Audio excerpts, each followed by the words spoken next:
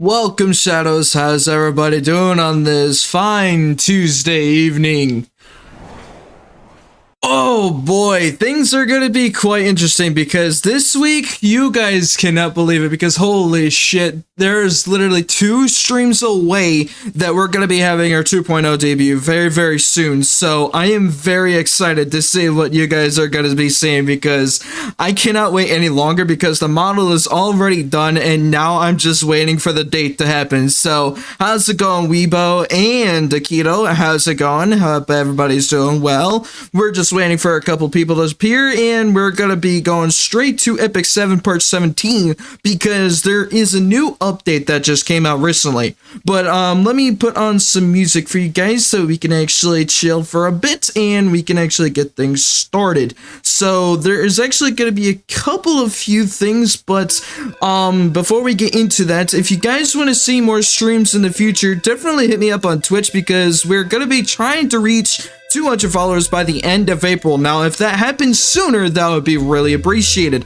And also for those that unfortunately do miss these streams, I do post my VODs on my archive channel, so you guys can actually check them out and catch up to whatever we actually did in our streams during live. So it's gonna be quite interesting. But also we do have a planned 2.0 model debut that's coming out this Saturday on April 11th at 9:30 p.m. EST. Now I am very excited to see what this model is gonna come up with because holy shit, I am already excited for what the model is gonna be going through. So, and you guys are actually gonna have a break here, ad break here in a second, but we got a lot of good shit planned today. I will make it, oh hell yeah, it's gonna be very interesting. Plus, you guys might not be able to see me in this form anymore because my skin unfortunately has been kind of buggy lately because I can't seem to use this skin that I'm using anymore. Because apparently for those that have been watching my streams recently, some of you guys have probably been seeing my model being like 144p, and unfortunately I cannot fix that because I don't know what the hell is going on with my VODs, but apparently Twitch decides to like turn my VODs into like 144p or some shit. I just don't know what's going on. Now I have set it to auto, which is probably why it's been buggy lately on that end, but I forced it to 1080p, so it should be okay, but I'm not entirely sure if it's gonna go through or not. So I'm just hoping it just doesn't fuck itself up again. But if that somehow happens again in this stream, and I am sorry for those that have joined recently and all of a sudden you guys are seeing like my model like being very fucking pixelated, so I can't really fix that, which is kind of unfortunate. But that's also because I'm not using a live 2D model, I'm using a Vroid model, so you're gonna see some pixels here and there, but like not to the point where it's like unseeable. But shit happens. Watched a fan animation last night that nailed the original look and characters of the original game. It was such a good watch. I actually cried at one point. Really? Interesting. What's the show, by the way? Yeah, everything is going to be quite exciting to what we have planned for this Saturday. And you guys actually might be able to hear something very new. So that's what I'm going to be explaining once it happens. So I'm not gonna spoil anything, and if you guys want to see that stream, definitely hit me up on Twitch so you guys can get the notification for it, and also join my Discord because sometimes Twitch's notifications can be a bit funky at times. So if you guys want to get my streams earlier, then you guys can head over to my Discord. And thankfully it is open because the recent raid I had basically turned my server off, so I will let you guys join that here in a bit. And if you guys want to see more updates on other things, then you guys can join my Discord as well because I have been doing a lot of outside things off of my Twitter, so sometimes Twitter notifications can be a bit buggy, so you guys can actually hop over to my Discord instead so you guys actually can get my updates earlier because sometimes Twitter updates can be a bit funky.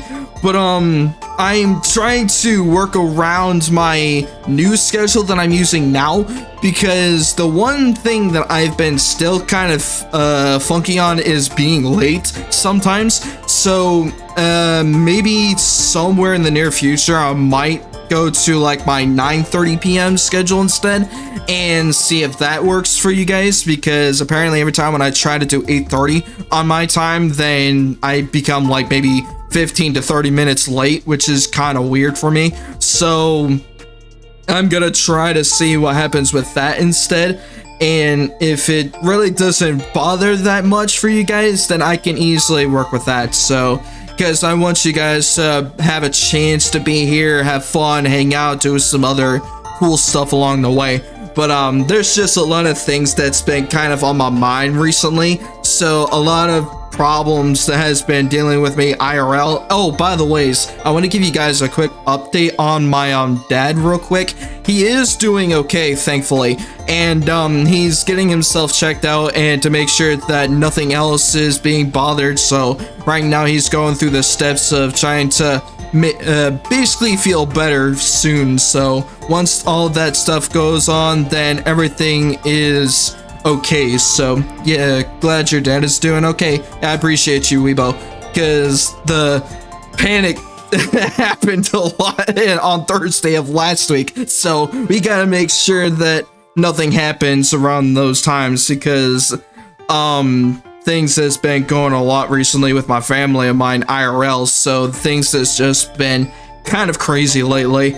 But hopefully everything is okay, and I'll give you guys another update once we figure something out, and to make sure that you guys are aware. And if it somehow turns out that I may be leaving every now and then I'll let you guys know, so you guys know that hey, I'm here to fix some things IRL and then kind of work around that.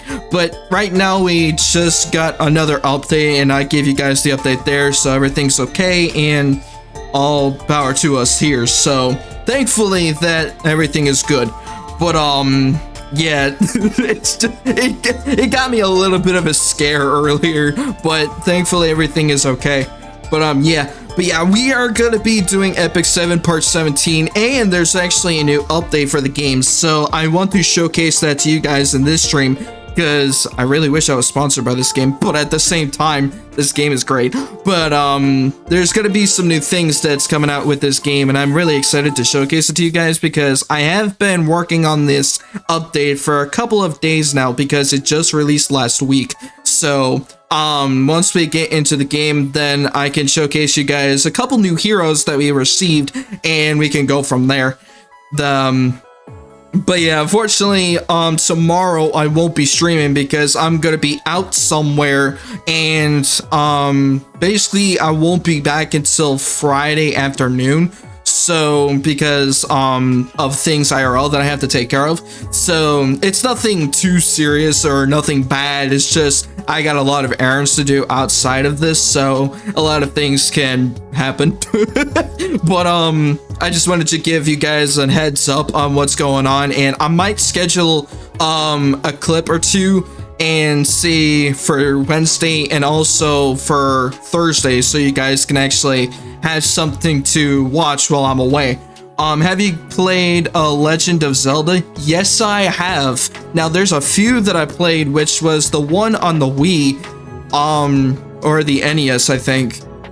The Legend of Zelda: Link to the Past. I think it was 1993 version of Legend of Zelda that I played. I don't remember which version that came from, but I played that on the Wii. And there was another one that I wanted to play, but unfortunately I don't have them. Well, I don't have both, because I wanted to play Tears of the Kingdom and Breath of the Wild, but I don't have those games, unfortunately. So there was only like 2 Legend of Zelda games that I played, and those are the ones that I mentioned. So I would love to play them because I do have them on an emulator, so thankfully I can play those games. But that's only on the Switch that I got. So I would love to hook up my Switch on my computer and see if I can play a couple of Nintendo games for you guys, or other games that you guys want to see. But right now I haven't figured out a way to do that yet, because I don't think my laptop can actually handle that kind of power with the Nintendo Switch.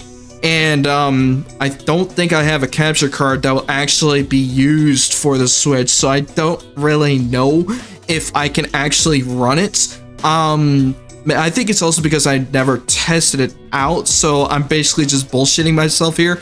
But I'm gonna have to see, probably like maybe if I get a day or two off and kind of go through some experiments to see if I can actually use the Switch on stream, then maybe I could showcase a couple of games on there, because I would love to actually stream Super Mario Galaxy and Super Mario Galaxy 2, because I do play those games a lot. I did multiple playthroughs of Super Mario Galaxy 1 and 2 a lot. So, I wanted to showcase you guys those games, but like I said before, I really haven't kind of figured out a way to hook it up yet. So, I'll probably have like a day or two off and see if I can fuck around with the Switch and see if I can actually use it on my laptop. And if it works, then hey, I can at least do a stream or two with those games. If you guys want to see that. But yeah, that's pretty much the update with that whole stuff. But yeah, there's just a lot of things that's going to be going on recently, and I'm very excited to see what the model debut is going to happen. So there's a lot of new stuff that's going to be happening. Plus, you guys are actually going to be very surprised when I announce another update that's going to be happening on that day. So definitely hit me up on Twitch if you guys want to see more streams like that, because we're gonna try to do something new and see what happens, because I found out a new editing style that I can work with. Now the thing is that I haven't actually tested it out. So I have the idea in my head, but I haven't really played around with it yet, because I haven't really found a good day or two to kind of experiment with the styles. So I don't know exactly what I'm gonna do for it yet, but I just have the idea in my head right now. So a lot of new things are going to be coming out next week, so it's going to be quite interesting. But I also gotta make sure that I could get my overlays reset a little bit and kind of rework on them. So that's gonna be another thing that I'm gonna try to fix too. So there's just a lot of things that I gotta do for this week, and it's probably another reason why I'm gonna take Wednesday and Thursday off, and part of Friday, so that I can actually get my stuff set up and at least be prepared for when Saturday hits. So you guys actually know what that's gonna be, because probably after Friday night, I'm gonna be switching around all of my overlays and stuff to actually get it set up for the new model instead of what we are using right now, because eventually my skin's gonna be peeling off, and then you guys are gonna see what I truly am and underneath this skin. So it's gonna be quite interesting. So it's gonna be fun, actually. But it's actually gonna be a first time for me, because sure, I went through 2 models in the past few months, but it really wasn't an actual 2.0 for the model that I'm using right now, because I really wanted to at least have a test model way back in August. So that was originally my human form, but my current form right now isn't really the full true form, because I've been kind of busy lately, so a lot of things has been kind of under the weather, so it's been kind of up in the air lately. But hey, things happen, and we're gonna try to get things focused here, and also my mindset in terms of my editing style and what I want to do for my content moving forward. There's gonna be a lot of new things, and I'm gonna try to do highlights and see if that does anything. And I'm probably gonna do it on my current channel instead of doing an like a different one, because trying to maintain like 4 fucking channels or just working on 2 is a pain in the ass. So I don't know what to do for that yet, but it's also because I'm just one person instead of like having a full team on my hands, so I don't really have a lot of people to actually help me out with stuff like that. So I'm gonna try to work with only one at a time instead of like doing multiple things at once, because I don't really have a lot of time doing that stuff. So I'm still more on the inexperienced side of things, so a lot can really happen too. But it's also might be because I've been busy a lot lately, so I haven't really decided to do a lot of things. But hey, I'm still confident in this, and we can get some good things later in the future, and I'm really excited to see what we got coming up next week. So you guys might see new gameplay as well in terms of our Let's Plays, because so far I have been doing a lot of epicseven and Arknight's Enfield, but not as much as Arknight's Enfield right now because we just started the series recently. But with epicseven, I started since last year, so it's been quite up there recently, because we're basically doing 17 episodes right now.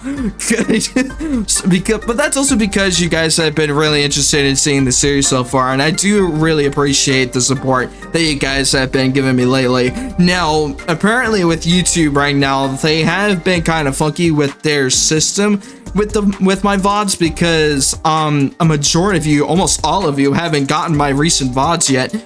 I think it's also because one of my Arknight's Enfield VODs, I think it was my latest one, that got hit with copyright, and that's the biggest issue that I have when it came to YouTube's copyright system. So, and it's basically the song that was that I really wanted to just not yap for that entire time. I just wanted you guys to hear it.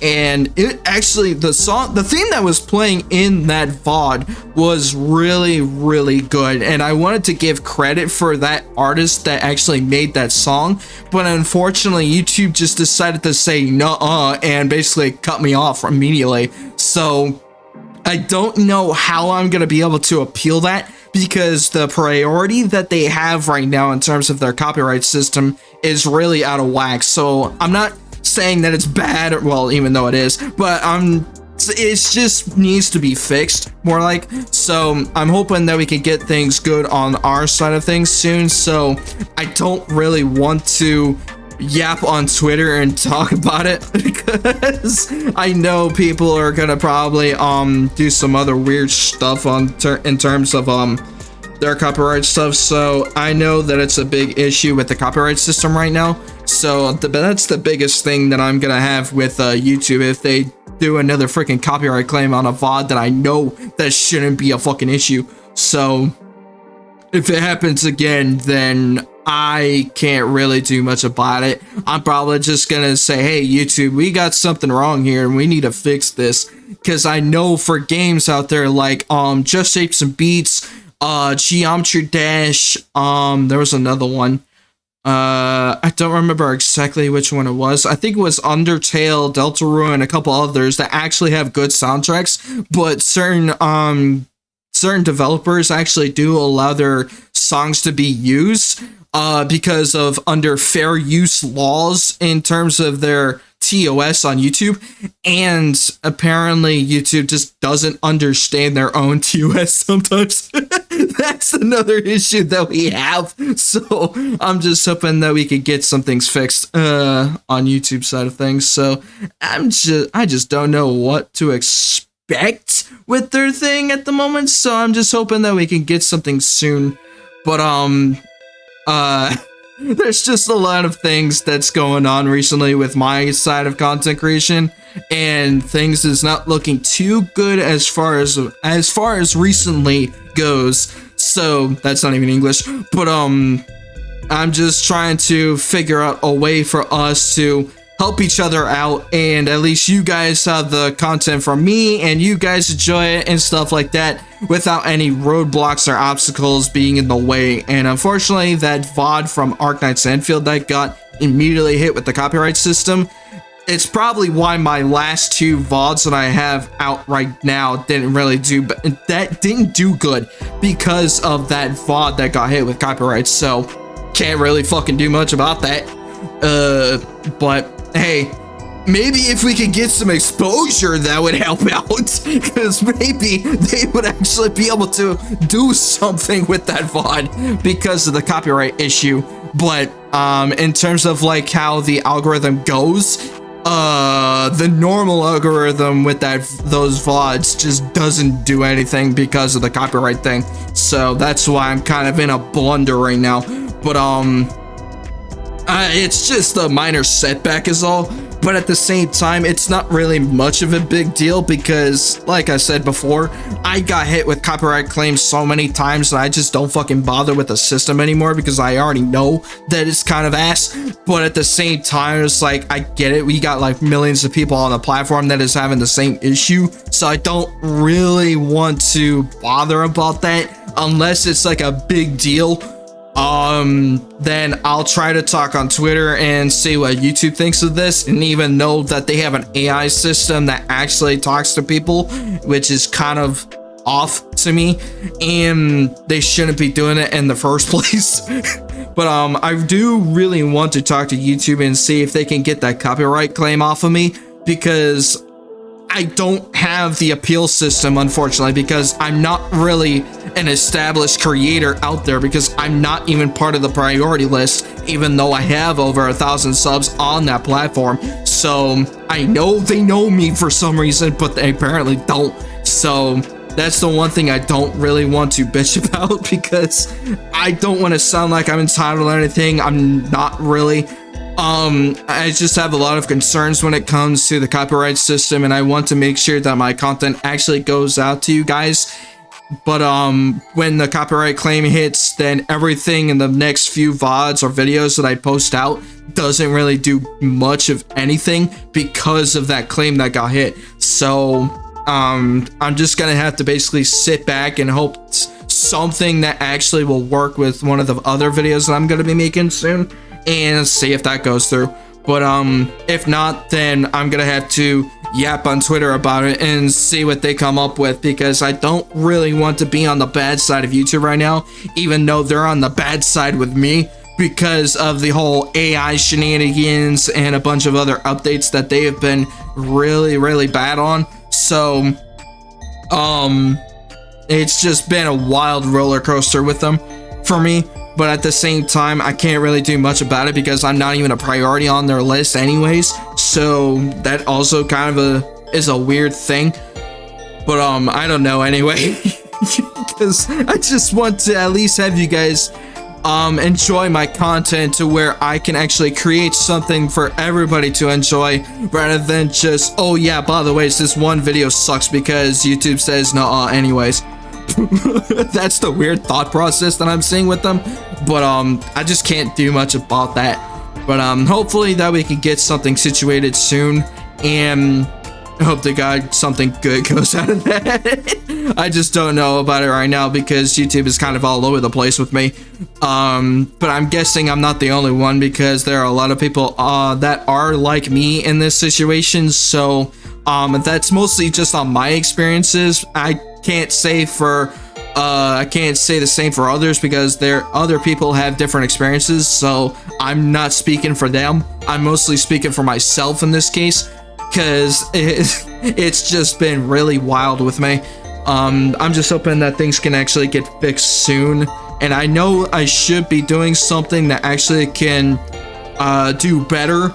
But right now, with the limitations that I got, has been kind of really weird. It just gotten very stressful in a sense, but at the same time struggling a bit. So I'm not gonna be a big old yapper and just say I'm gonna bitch about it and just not do anything about it. Of course I'm gonna do something about it and try to do better, of course, but things has just been not that great recently. So hopefully we can get something good over there. But yes, YouTube has just been kind of funky. But how you doing, Barry? Hope everything has been well. But yeah, things has just been crazy. But yeah, we're gonna try to cross over to epicseven, and we got an update for this game, so we're gonna check it out and see what's up. So I won't be doing the story because this update has actually got me more intrigued. So let me get this side of things going, and we can actually cross over, because things are gonna be really hectic moving forward here. So epicseven. At least we could get that game going. And I'm betting there is no drops for this game, so I won't bother with it right now because I do know Arknight's Enfield is still going through it, I think. But we're gonna keep doing epicseven right now.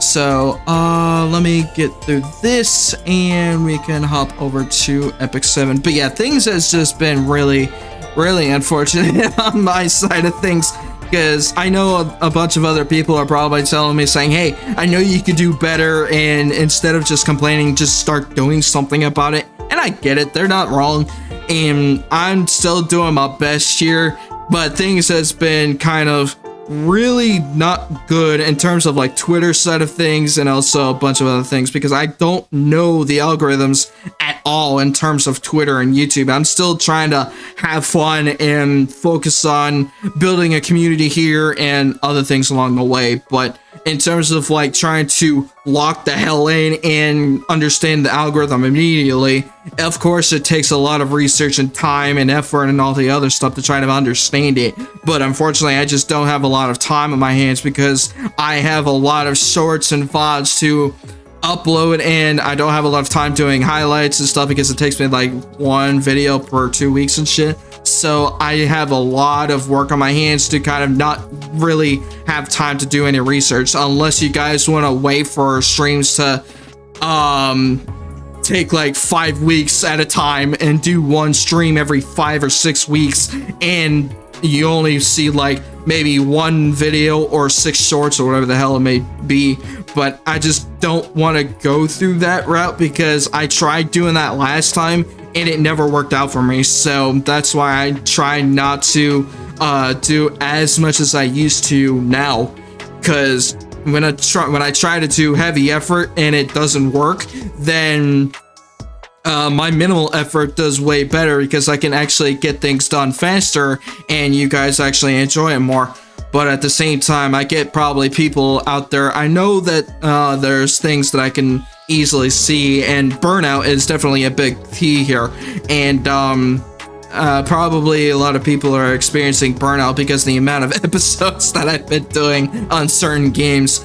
But that's completely understandable too, so I'll probably be doing other series to kind of catch everybody up on other series and stuff, and go back to epicseven and Arknight's Enfield, and we can work our way there. But hey, shit happens. But we're gonna focus on this. So wait, hold on, I almost misspelled it. I almost said with an N-E-U instead of a W. I don't know why I'm like a few keys off of where I was trying to type. Let me see. And this one will actually go for epicseven part 17. So I'm curious to see if the game will actually run with this. So let me clear everything out so we are good on this side, and we can actually cross over to epicseven. So here we go. Now I can actually pause this and we can cross over to epicseven. Oi, there's actually a lot of things here, so let me resize myself and let me sit back down so you guys can actually see it, and we can get things started over here. So there's just a lot of new updates that we got with this game, but it's been really interesting so far with how we are progressing on this game. I was about to say a completely different word, but I think that's just been really crazy lately. But yes, welcome Shadows to epicseven part 17. We are actually checking out a new update for this game, and before we actually get started, if you want to see more streams in the future with epicseven, then definitely hit me up on Twitch, because we're trying to work towards 200 followers here, and we're gonna see what we're gonna be doing here in this game as well, because I won't be focusing on the story today because we got a new update in place. So we're going to be checking it out and do our dailies before we actually cross over to our new update that we got. So we're going to see what happens here very, very shortly. So now we're just waiting for this game to load so I can actually cross over. So I did get a couple of new heroes recently, so I will be showcasing you guys that very, very shortly. But I do I have switched my main hero for the supporters, so instead of using Free Spiritheria, I actually am now using Sigrid. So I know because my Sigrid is actually stronger than my Tyria right now, because I don't have her freaking memory imprints right now. So I'm gonna be focusing on Sigrid now because she is my strongest in terms of her warrior class. So I can actually work on the Spirit and Penguins list, and now we got that going. And we are gonna be checking out the Moonlight update that we received last week, because I have been working on this update a little bit, and I have gotten a couple new heroes recently, so I will be showcasing you guys that very shortly once we get this going along and we can actually hop out of this. So let me go into our guild. By the way, it's just a reminder, if you guys want to play epicseven and want to join my guild, then our guild name is right here, because we're gonna try to work on doing guild wars very soon, and other content like world boss and stuff. So if you guys want to join our guild here, the name is right here on the top left corner of your screen, so you can actually type it in the game whenever you guys actually check it out, because this game is free, by the way, so you guys can actually check that out. And so far, ooh, I actually got a couple of things down. Hell yeah, I actually needed to get these done anyways. So not bad for 75. I was close to getting 100 points for our guild here, but so far everything has been pretty fun with this game in terms of our guild so far, so everybody has actually been pretty chill. But we're still gonna try to focus on that. But yeah, I did get some new tickets and stuff like that, because I have been, like I said, I have been working on this Moonlight update for a little bit now, and I did see a new hero that came in recently, and this was one of the newer heroes that came in during the new era update for epicseven, so she's actually a part of this update. But right now I don't have the summon tickets to actually get here, so to actually get her, I almost said here, but I was kind of unfortunate because I did get like over 1,000 Skystone to actually try to get her, but I never got her, which is kind of a big sad for me. But that's okay, because we did get a couple of new heroes in return, so at least I'm not too upset about it. But I really wanted to get that new hero that came in with the new era update, but hey, shit happens. But yeah, we're gonna try to check out some of these new heroes after we get our dailies done. So we're gonna be seeing the Mystic Summons. Yeah, I'm definitely needing this. What else do I need? So I need to consume energy, excluding the Spectral Core purchases. Damn it! So I need to actually do something with my normal energy here. But at least now I can get some of these, because I have been needing this for a while. But yeah, now we can actually check out a little bit, see if I need to do any more of our dailies. Yeah, I do. I need 2 more chests open, so I actually need to go into battle here and go into my hunt section. So once we get that out of the way, then I will definitely showcase the heroes that we received. Now, some people are kind of probably be weirded out for this, because one of them is very suggestive, so be prepared for your eyes on this. So at least when I'm an adult, I don't really care, but at the same time, for those that are under the age, then I don't really recommend it, because there are certain things that some kids shouldn't fucking see. And obviously I had this damn tag in the first place because some people don't tend to listen. But I'm just, oh yeah, and there's also another thing that we got as well, because these perfumes that we got that we're earning right now, that's actually part of the event that came out. So ready to go feral. I mean, hey, some of these heroes are actually pretty cool. So I actually did get another Moonlight hero before this, and unfortunately one of them isn't good, so I got rid of him, and it was Remnant Violet, and he is actually not good in terms of PvP, so that's why I got rid of him. But his kit was not really that great in terms of how he works, and I found out why. So we're gonna see what our new heroes is after this is done, so we can actually collect our rewards here. and we actually got something in the Milestone of Radiance, which is actually part of the new event that is happening right now, and it's actually part of the Moonlight event as well. So let me go to this real quick and we can check this out now. So this is actually part of the Moonlight event that's happening, and I think it's also part of the new era event as well. So we can actually get some new rewards out of this for free, because all we had to do is just constantly keep playing the game, and we could get some of these new this currency that happens that came out recently. It's called Essence of Radiance, and this is actually part of the new event that's happening right now, and we can actually get various rewards, and I have gotten some of them already. Now, there is one that I'm kind of working on right now, and it's actually the 5-star Moonlight Hero Selector. And this is actually, you can actually get a free Moonlight Hero, literally. And that's actually one of the things I'm trying to go after. And unfortunately, it is expensive as hell, so I have to save like a bunch of these glory coins, which actually is the currency for this event. So, and I did get a limited 5-star hero selector, and that's actually one of the things I'm going to be talking about, because the ticket that I got is actually from the new hero that we received. So I'm going to check out our new heroes now, and we can see what we got, because I have been building them recently, because I know that the ones that I got are actually meant for PvP. So I already mentioned Kali in the last episode, so I don't have to worry about that as much. But Lady of the Scales, she's actually one of this is actually the part where I said this was 18 plus, but she's actually one of the biggest heroes that we actually really needed for a PvP, and she's actually one of the top tier selected heroes that's actually meant for Moonlight heroes. So I was actually kind of lucky that I got her, because she was actually part of the S tier group of heroes that we really needed for PvP. So I haven't tested her out yet, but we're gonna try to see what she does in the rookie arena, the ones that we can actually just do PvP for whatever the fuck reason.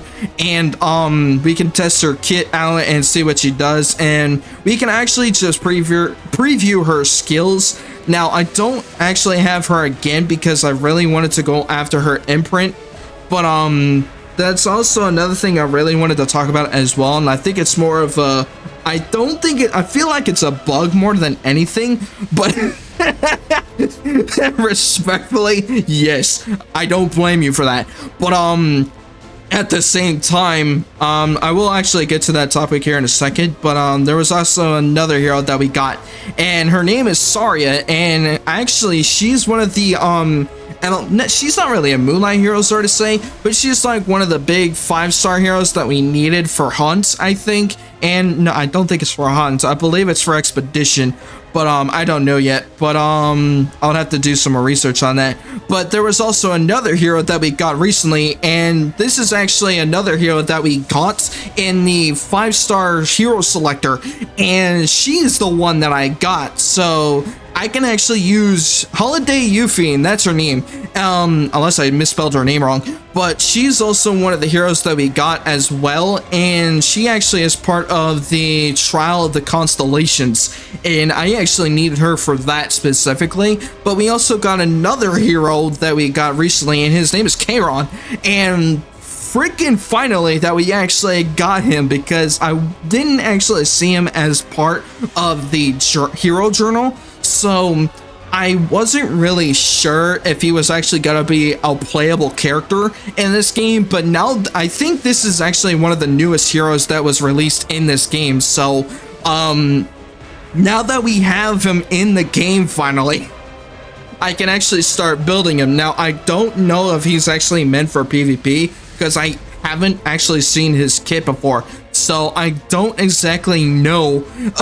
Edgy boy, yeah, he is very. But we actually saw him in the first world, and actually I saw him in the 6th world as well. So he's actually part of the earlier episodes instead of the later ones. So I'm actually curious to see what his kit is going to be like.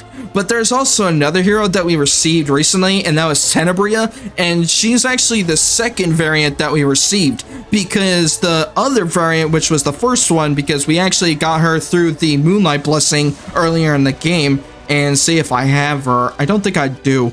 I think I probably got rid of her. I'm hoping to God I didn't, because she's actually something that I need. Uh-oh. I might have gotten rid of her. Shit! Yeah, I have gotten rid of her. Damn it, I was hoping I didn't. But her name was Spectre Tenebria, and she was actually the Moonlight variant of the normal Tenebria. So that's kind of unfortunate, because I really wanted to use her at some point for something, and I guess I can't use her now because I don't have her anymore. But that's kind of sad, because I really wish I didn't. I might have, yeah, I definitely deleted her, because she, when I did some research on her, apparently she wasn't actually good in terms of PvP, but she was only good for like one thing, and that's in the Abyss for like 2 floors, and that's it. And when I found that out, I think that's probably why I got rid of her, because I wanted heroes that is actually good for something else. Like, I wanted heroes specifically for PvP, or heroes that works for both PvP or PvP or PvE, and something like that around that nature. So, but yeah, she was also one of the newer heroes that I got, but now I guess this is our first variant, because I deleted the Spectre one, so that's kind of unfortunate. But there was also another guy that I got, and his name is Ran, and I believe he's one of the other 5-star kind of Moonlight heroes that we received in this event. So I was actually kind of surprised that I got him, because I seriously don't know his kit. So I got a bunch of new heroes that we got in this game that I really don't know about yet. So, or at least I haven't seen. So at least within the few years that I've been playing this game, because I think this guy is also fairly new. So I don't know a majority of these heroes. But with Mort, we actually got him recently, and you guys have not seen this, because some of these heroes I got while we were away. So we got a couple of new heroes that we got in this game, and I was actually very surprised that I got the biggest PvP hero that I really wanted was Lady of the Scales. So I was actually very surprised that I got her first try, by the way, because she was actually part of the Moonlight Heroes ticket selection, not in the event that we saw, but the one in the other event, which is in this perfume event. So I want to showcase that here. So this was actually the event that I was talking about, and the Moonlight selection ticket was actually this, which is the 5-star light elemental hero summon ticket, and it was very random, which was actually caught me off guard, because the Lady of the Scales came from this ticket. So I was genuinely surprised and shocked as all hell when I saw that. So but yeah, I mentioned that in the Discord earlier, and then a couple of people in the Discord was like, holy shit, you guys actually I needed that hero, because I knew she was going to be useful in the PvP era. So I definitely need to start working on PvP eventually, because I do know once we finish episode 2, I definitely want to actually start doing PvP at some point. So at least I need to start understanding these heroes' kits and how they work, where their weaknesses are, or what their strengths are, and stuff like that. So that's why we're going to try them out in the rookie arena first and see how they work. And if they don't really correlate with the heroes that I'm going against, and maybe sometime in the near future when we go into PvP, then I definitely want to check out their kits in the actual arena where PvP is meant to be played. Then it's gonna help me understand their weaknesses and strengths are, and especially the ones that I gotta worry about the most is how they actually utilize their skills and also their elements. So I definitely need to make sure that I lock the fuck in when it comes to that, because I really have been going all willy-nilly and using random heroes just because. So, but I think it's mostly because I just use heroes that looks cool. So that's also another thing that I gotta keep in mind, because I know certain heroes that I do love using, which was Archdemon Shadow, and a couple of others. But I gotta be careful of what I do here, because if I just start using my favorite hero constantly, then a I'm gonna get at least some point where my limitations is gonna be reached. So I definitely gotta make sure that I utilize their skills more efficiently without having to do auto a lot. So that's also another thing that I gotta be careful with. Oh yeah, I got another one. Good. I got more of those. I think it's mostly for the Mystic Summon, I think. I gotta check real quick because I do want to see. Oh, damn it. I was hoping it would be for this. Story Summon? No. Is it for Notos? No, it is. Damn it. Okay, so I don't really want to go after Notos, but I believe that some people say that he's actually really good as a knight. I do have enough to try at least one attempt on him, but I don't know if I'm gonna get lucky enough to actually try to get him first try. So maybe we can try to get something out of him. But yeah, right now, yeah, I kind of figured as much. I guarantee my luck out of that was horrible on that, but that's kind of unfortunate. But yeah, I was luckily they actually gave me a discount on this, so that's kind of sad that I didn't get him on that pull. But like I said before, I'm probably gonna get other Moonlight heroes that are probably better than him, so I don't really know for sure, but I really wish I saved my freaking Moonlight tickets, or not my Moonlight tickets, my Mystic tickets. So oh well, shit happens. But yeah, now we can actually try to check out what this event really does. So Milestone of Radiance. So we can actually see what we can get out of these chests, and the only way we can really check them out is right now for the normal chests, these rewards kind of vary.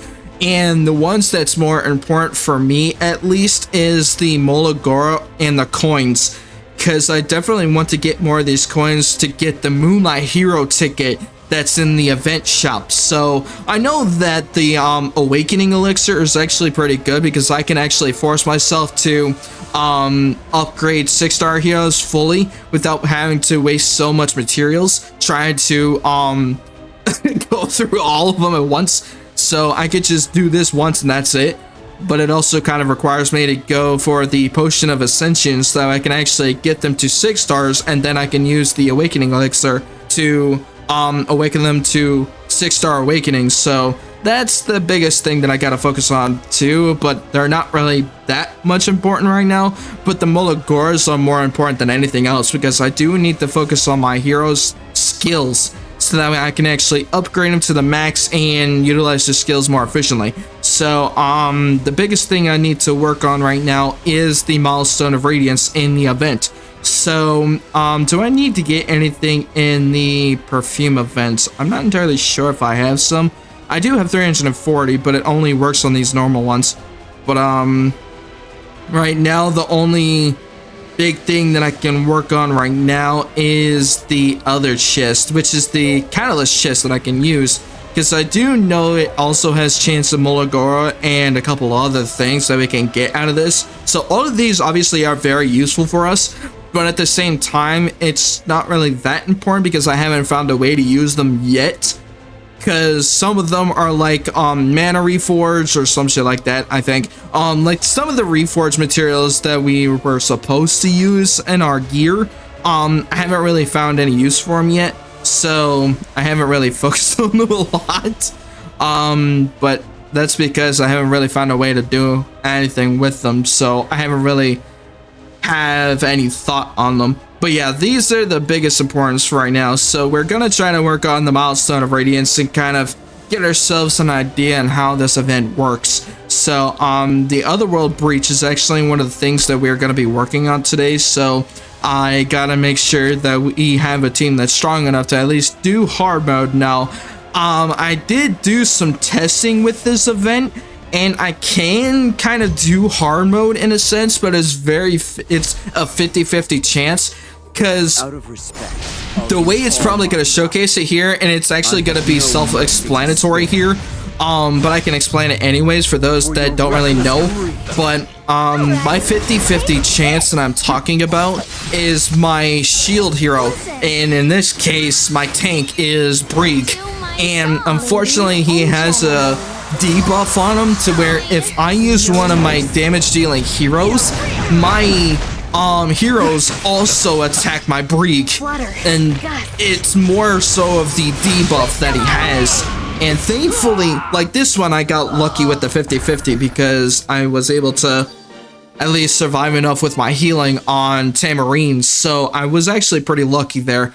But sometimes the boss will actually kill Brig, or if my heroes decide to go after the enemy, then all of a sudden their damage shares with my Brig. So that's why you see my Brig having like so much health in the beginning. Like right now he has 43,000 health. But if I use my damage heroes, watch how much health that he's gonna lose, because it's gonna be quite a lot once we actually get my skills up there.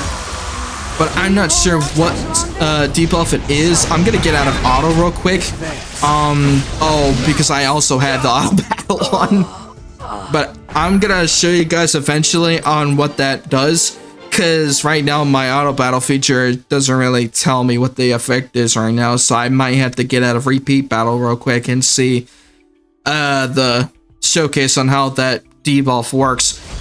Can I get out of auto battle, please, you son of a bitch?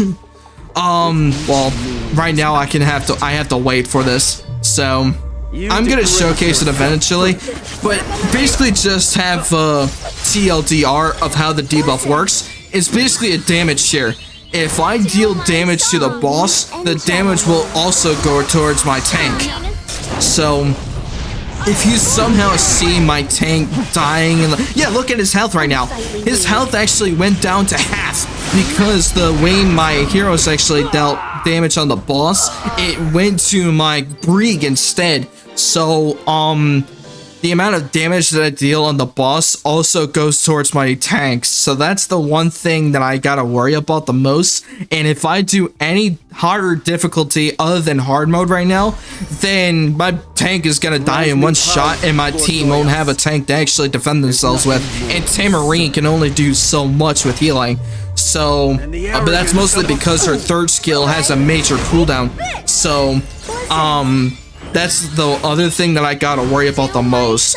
So right now, I don't really have a proper team to actually do Otherworldly Breach, but with the team that I have currently, only can do so much. So that's why I'm only doing hard mode right now. So yeah, it's very odd for sure, Keto. But hey, right now with what we can do, like hey, I at least won the 50-50 here with Brig actually surviving, because my Brig actually used his shield, which is his second skill, and my Tamarine actually healing him in time. So my damage dealers can actually deal a massive amount of damage to him if I'm not careful enough. So that's why my auto battles sometimes don't really register the shield sometimes, because he usually does his ult first sometimes. So I gotta be careful on what my auto battle does, because if my auto battle decides to use the shield first, and then if my damage dealers decide to deal enough damage to the boss, and then my Brig decides to lose his shield and have like half health left, like the ones that you guys saw before, then my Tamarine has to use her third skill to heal him up to max, so I have another chance of him actually surviving another hit. But yeah, sometimes my 50-50 usually doesn't work, and my Brig does in one shot, and my Tamarine, somehow I could still win with only my Tamarine, Free Spiritia, and Surmia in this case, because my Tamarine was able to heal them enough to where I could deal a good amount of damage. But yeah, in this case right now with the 50-50, I have a 50-50 chance of my Brig dying or my Brig actually surviving, because the auto battle actually used the right skill to help him survive. So right now with how the repeats battle goes, so far I've only seen one chance of him dying. So right now my chances are actually pretty good in terms of like the win rate here. But thankfully, I actually can deal enough damage to where my Brig can survive, and also where my Free Spiritia and also my Surmia to actually deal enough damage to kill him before he actually revives the second time. Because here's the biggest key. If I actually deal enough damage to the boss the first time, he won't revive again. Now, the weird luck that I have with this game somehow, in terms of my chances of survival with these 4 pair, but the boss may survive in certain circumstances, and he actually deals a mass amounts of damage because the boss, obviously the name of the boss is Remnant of Darkness, but the actual character is Arbiter Vildred, and his third skill actually makes him very, very powerful. And due to his passive ability, to where if you can upgrade his passive, he can easily, if he dies, he can easily revive with full health, and he uses his third skill and deal mass amounts of damage to my entire team. Now, this is the weird part of surviving a 50-50, because if I don't deal enough damage the first time, then he revives the second time and deals a mass amounts of damage and kill my tank. So, as long as my Brie actually has at least a good amount of health to survive it, I should be okay if Tamarine can heal him in time. But in most cases, after the boss dies, he basically uses his ult and kills my tank immediately sometimes. But that's if my tank can actually survive the health. But yeah, right now my tank is at half health. But thankfully I'm dealing enough damage to where I can have him survive enough. So right now the win rate that I got, in terms of how much battles that I did right now, because right now I'm doing 10. So, and it says that I'm doing 9 battles, but it doesn't do the auto repeat battle until the first run of, yeah, it doesn't do it until the first run. And then it goes into the auto battle of 9 as what you're seeing now. So, the first run was actually pretty good, but one of the other runs, as you guys saw before, he did die, so that was the one thing I was gonna mention too. So right now my win rate is actually pretty high because of the 50-50s that I'm actually getting lucky on. But it may not always be the case, because right now my entire team is actually fully built, so I can't really upgrade him any further than what I have right now, unless I somehow get more memory imprints of the same heroes, so I can actually maximize their damage enough to where they can survive fully, and maybe I could do hell mode. But right now, hell mode is nearly impossible with the team that I got right now. So, well, after this repeat battle, I can showcase you guys like one attempt of hell mode, just to showcase you guys what I can really do. But it's mostly due to the fact that I don't have a proper team that actually can do hell mode, because I have to make sure that my heroes actually have the maximum memory imprint and also a max amount of damage that I can deal to get rid of this boss in one go. But that's also another thing too, because I have to be careful of him reviving to deal another mass amounts of damage. So now that we're done with this repeat battle, and we also got a couple of the event currencies for the perfume event, so let me showcase you guys the hell mode, because this is, as it explains it itself, it is hell mode. So I can't really do this event, well, this difficulty yet, because I don't have a lot of heroes I don't have these heroes fully upgraded right now. So, but you guys will be able to know what the hell is going on here, because let's be clear, I can't do hell mode, and this is what it's gonna show. I'll just let it speak for itself. Oh, I'm talking about my chances of survival doing Otherworldly Breach with my current team right now. And I just explained it before you joined in, Carding.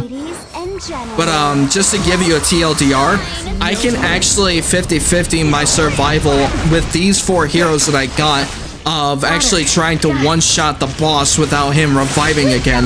But the 50-50 chance is actually him surviving and reviving. And yeah, there goes my tank. And this is where it gets hard, because without my tank, I can't do a lot of survivability here. This is where it gets weird. Now he revives. My entire team is dead right here. My team actually survived. Okay. Now it got me curious. See if I can survive this.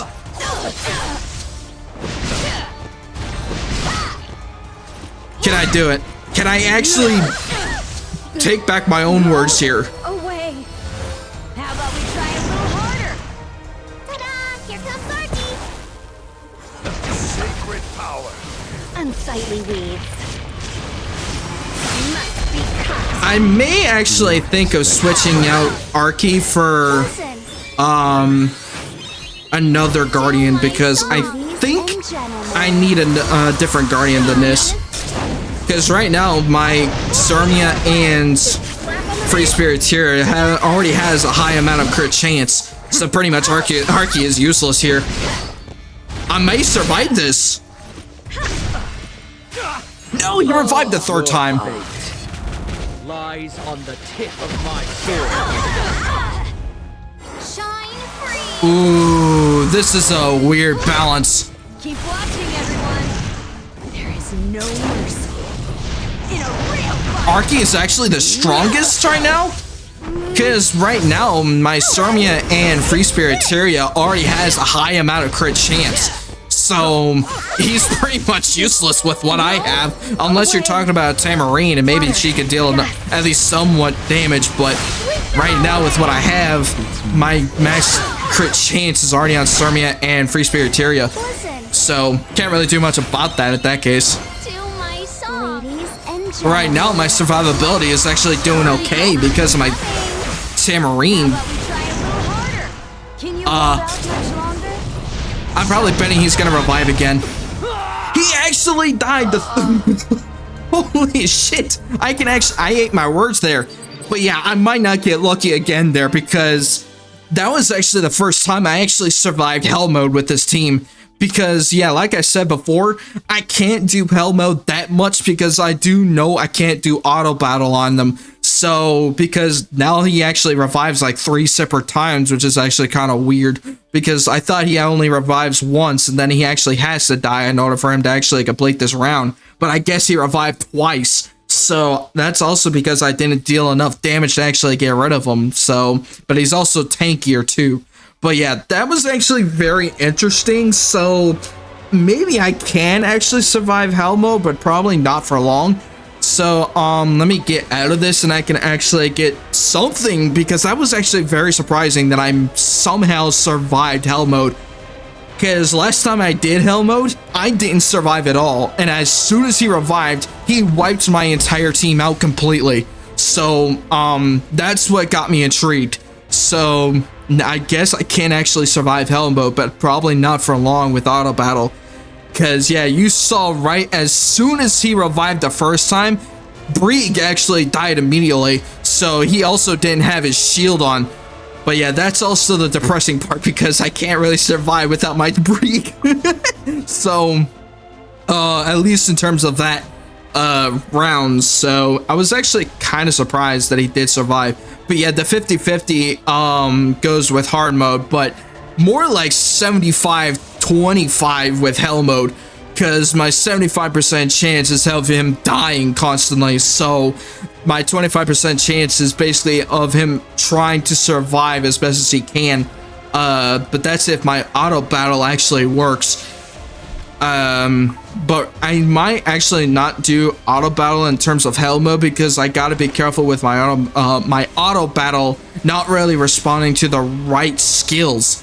Cause if my Brieg dies in hell mode, I won't be able to survive it for long. Cause I guess I got my thoughts wrong, because apparently he actually revives twice and he actually dies after that. So that's the weird part that I thought was wrong. Because I know how Arbiter Vildred works, because his passive skill helps him revive full health when his skill is maxed out, and I do have him, so I can actually showcase you guys how he works here in a sec. Where the hell is he? There he is. Yeah, Arbiter Vildred, that was actually the boss that we were fighting against, and his passive skill actually what makes him survive.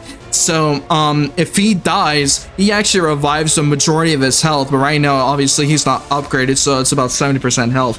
But once it gets to 100, basically his third cooldown, or his third skill, will basically reset, and basically kill us in one shot if I'm not fully prepared. And yeah, as I said before with my team with that run, my Brig is not maxed out right now. Well, in terms of his skills, everything is fine, but it's mostly his memory imprint that's not maxed out. So I gotta be careful on what I do, because I am very limited to what I can use for my heroes. So, but yeah, that's basically the biggest thing that I gotta worry about in terms of Otherworldly Breach with my team, because the heroes that I'm using right now is Tamarine, Sarmia, Free Spiriteria, and Brig.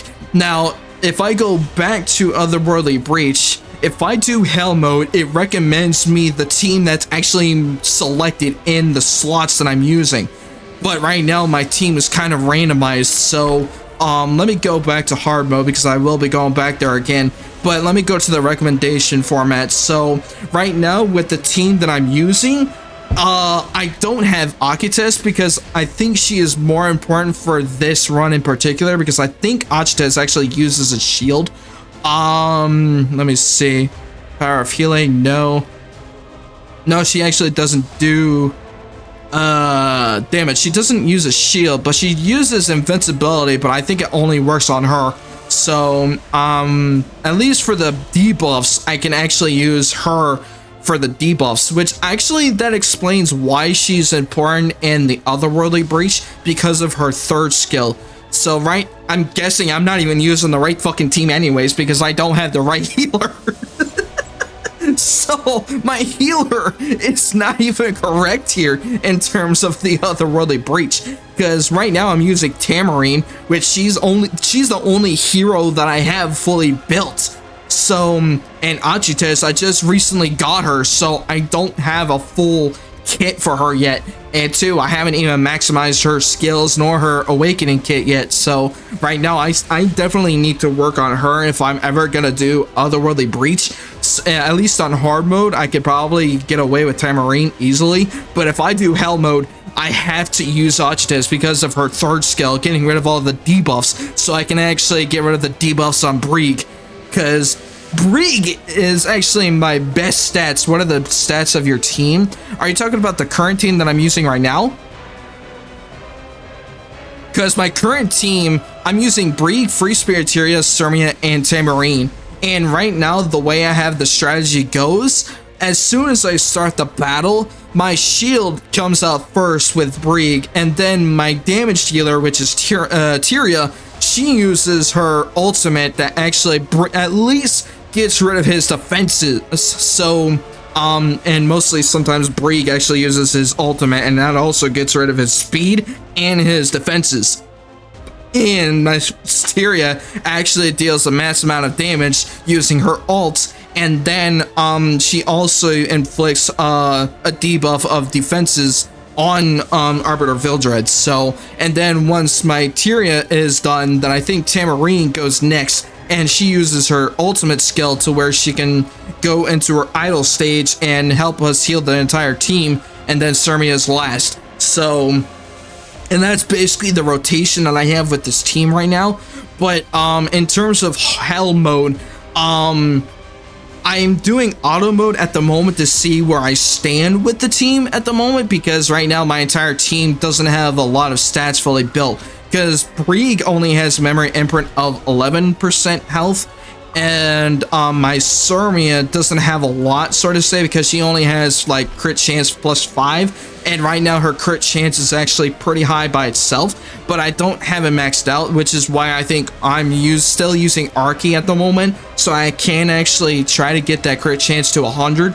And I definitely wish that I can upgrade her crit chance just a little bit more, but I don't have a lot of materials to kind of get the crit chance up a little bit higher. So I think once I get these upgraded a little bit, then I think Arky is pretty much going to be useless once I get my crit chance higher than 95%. So if I can at least get the rest of my crit damage here, I've already maxed that out, so I might actually have to replace my crit damage with something else, maybe like effectiveness or something, or at least give her speed, because right now her speed is absolutely dog water. So because all of her attack is pretty much pointed out with her her ring and her boots. so I don't have speed for her. So just reforge her gear. That's the last 18% crit chance. Yeah, that's what I'm thinking of as well, because right now with how her crit chance is being used, I think once I upgrade this fully, right now all of our crit chance is basically coming from her. So once I actually maximize her crit chance over here, maybe I can switch over to attack plus 21% and unlock her imprint, and then she can deal much higher damage instead of my free spiriteria, because right now my free spiriteria is actually weak because I don't have her freaking memory imprints. Where the hell is she, by the way? Oh, there she is. But yeah, I don't have her memory imprints because if I actually had her memory imprint to crit chance 13%, all of her crit chance off of her current gear will actually go away. So I can increase her speed, I can also increase her damage, health, whatever she actually needs. So once I get her memory imprints up to max, then I could start counting how much crit chance that I have that's extra, and then I can work on the crit chance that I really don't need. So yeah, I have Fine, but right now I don't have her fully built yet. Well, I kind of do with her kit, but not exactly in terms of her memory imprint. So that's another thing that I have right now, because with the amount of luck that I've been getting with these new heroes, I've been mostly focusing on trying to get new heroes for PvP eventually, because I want to start working on that as soon as I finish episode 2 of the story. But right now, with how my team is built, Fine is actually pretty good in terms of PvP, I think. But with PvE, I can actually use her completely, and right now her power is actually not that high, but it's good enough to where I can maybe use her as a filler at the moment. But right now she's not really fully built yet, so I haven't actually upgraded her necklace and her ring yet, so I'm still working on my reforging kit. But there's just a lot of things that I definitely gonna use. Literally just run Fine, Sermia, Bring, and Tama, and your Otherworldly Breach team for this season is done. Really? So if I actually switch up Fine out of Free Spiriteria, well, I don't know about that, because my Free Spiriteria right now, she's actually stronger by like 30,000 power, so she actually has a higher chance of survival with this case. But maybe at the same, oh wait, never mind, I see where you're thinking of this, because of her injuries, and also she is self-sustaining, so I think that explains why you're thinking that. So I'll probably switch her out in this case, because right now, once I upgrade Arbiter Vildred with his gear and a couple other things, I definitely need to upgrade his skills, because once I get that, I'll definitely be switching out my Free Spiriteria for Arbiter Vildred, so I can actually use him in the story, because he is actually way better in terms of damage for the story. So, and the good thing is that he's also really good for PvP as well. So that's also another thing that I'm gonna be using once I actually upgrade his skills, and then I can switch him over. But right now I don't have his artifact, so because this one is actually not really good for him. So once I actually have a proper once I have a proper artifact for him, then I can start using other things. But yeah, right now my team is kind of all over the place, so I can actually kind of figure out what each hero does, and at least have an understanding of what they do. But yeah, at least you have an idea for the Otherworldly Breach, because I haven't actually fully upgraded Fina yet, because she actually needs one more upgrade. So I think it's her ult. So I don't have damn it, I don't have enough Catalyst Exchange or the I don't have enough catalyst for this. I need to start going after some story episodes. I need to go after the story a little bit and go after some of the catalysts, so I can actually get her skill maxed out. But maybe if I can actually get lucky enough, and I'll see what she does. But yeah, good on you for spotting on that, Corden, because I'll actually see if she does work. And right now, Free Spiriteria, the only reason why I have Free Spiriteria in my team already is because, one, her high power efficiency, and two, mostly because of her second skill. So she also self-sustains a little bit. But I think in your case, with how you mentioned this, I think Fine is actually stronger.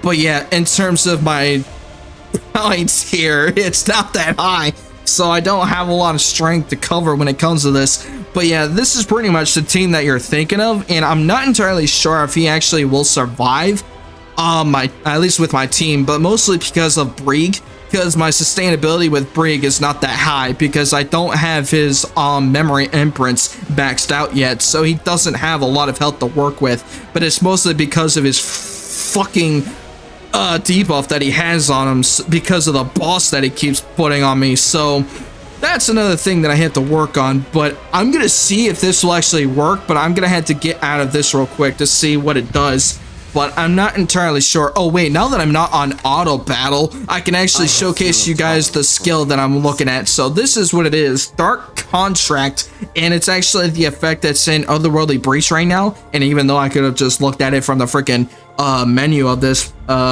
arena thing, but yeah, increases max health by 200%, but inflicts 40% damage sharing effect on the bearer from the damage received by enemies when an ally, except for the bearer, attacks, remains even after reviving. So the biggest key that I have to be careful with, well, right now, especially since I'm on hell mode, look at his max health right now, almost 65,000 health, which honestly with hell mode, because the boss is very tanky, and it also explains why I have so much health right now, because I have to sustain enough to where he doesn't die in one shot. But the biggest key is him dying in one shot, because I know he revives a lot in this hell mode, which is kind of wild. But yeah, he also has a lot. Oh wait a minute, this is actually it. Yo, that's why he explains why he revives in 2 times, because of these 2 effects right here. But yeah, this is actually what I was afraid of, because this is the effect. It's called Life. Upon receiving lethal damage, consumes 1 life before reviving to max health. And even though his passive does that, he basically revives like 2 or 3 fucking times. And like I said before, if I deal mass amounts of damage, he immediately revives and basically uses his ult, and my Brig has a 50 chance of dying, so I gotta be careful with that. So let me go on auto real quick and see what happens, because I'm not sure if I'm gonna be able to survive this. But as long as my Tamarine and Fine actually has enough sustainability, I should be okay. But yeah, with the amount of damage that I deal against the boss, my Brig takes damage as well. Listen. It doesn't matter if Brig dies as long as you complete the stage. I mean, sure, but I also want to have to make sure that guarantee is actually there, because I don't really want to risk my entire team dying because Tamarine somehow dies in one shot too. Because I know, like right now, my Brig is like, yep, my Brig actually died. So as this is the biggest key that I gotta pay attention to, because if my Fine dies or my Tamarine dies, it's all over, because my Surmia and my Fine don't have the survivability to actually take him out.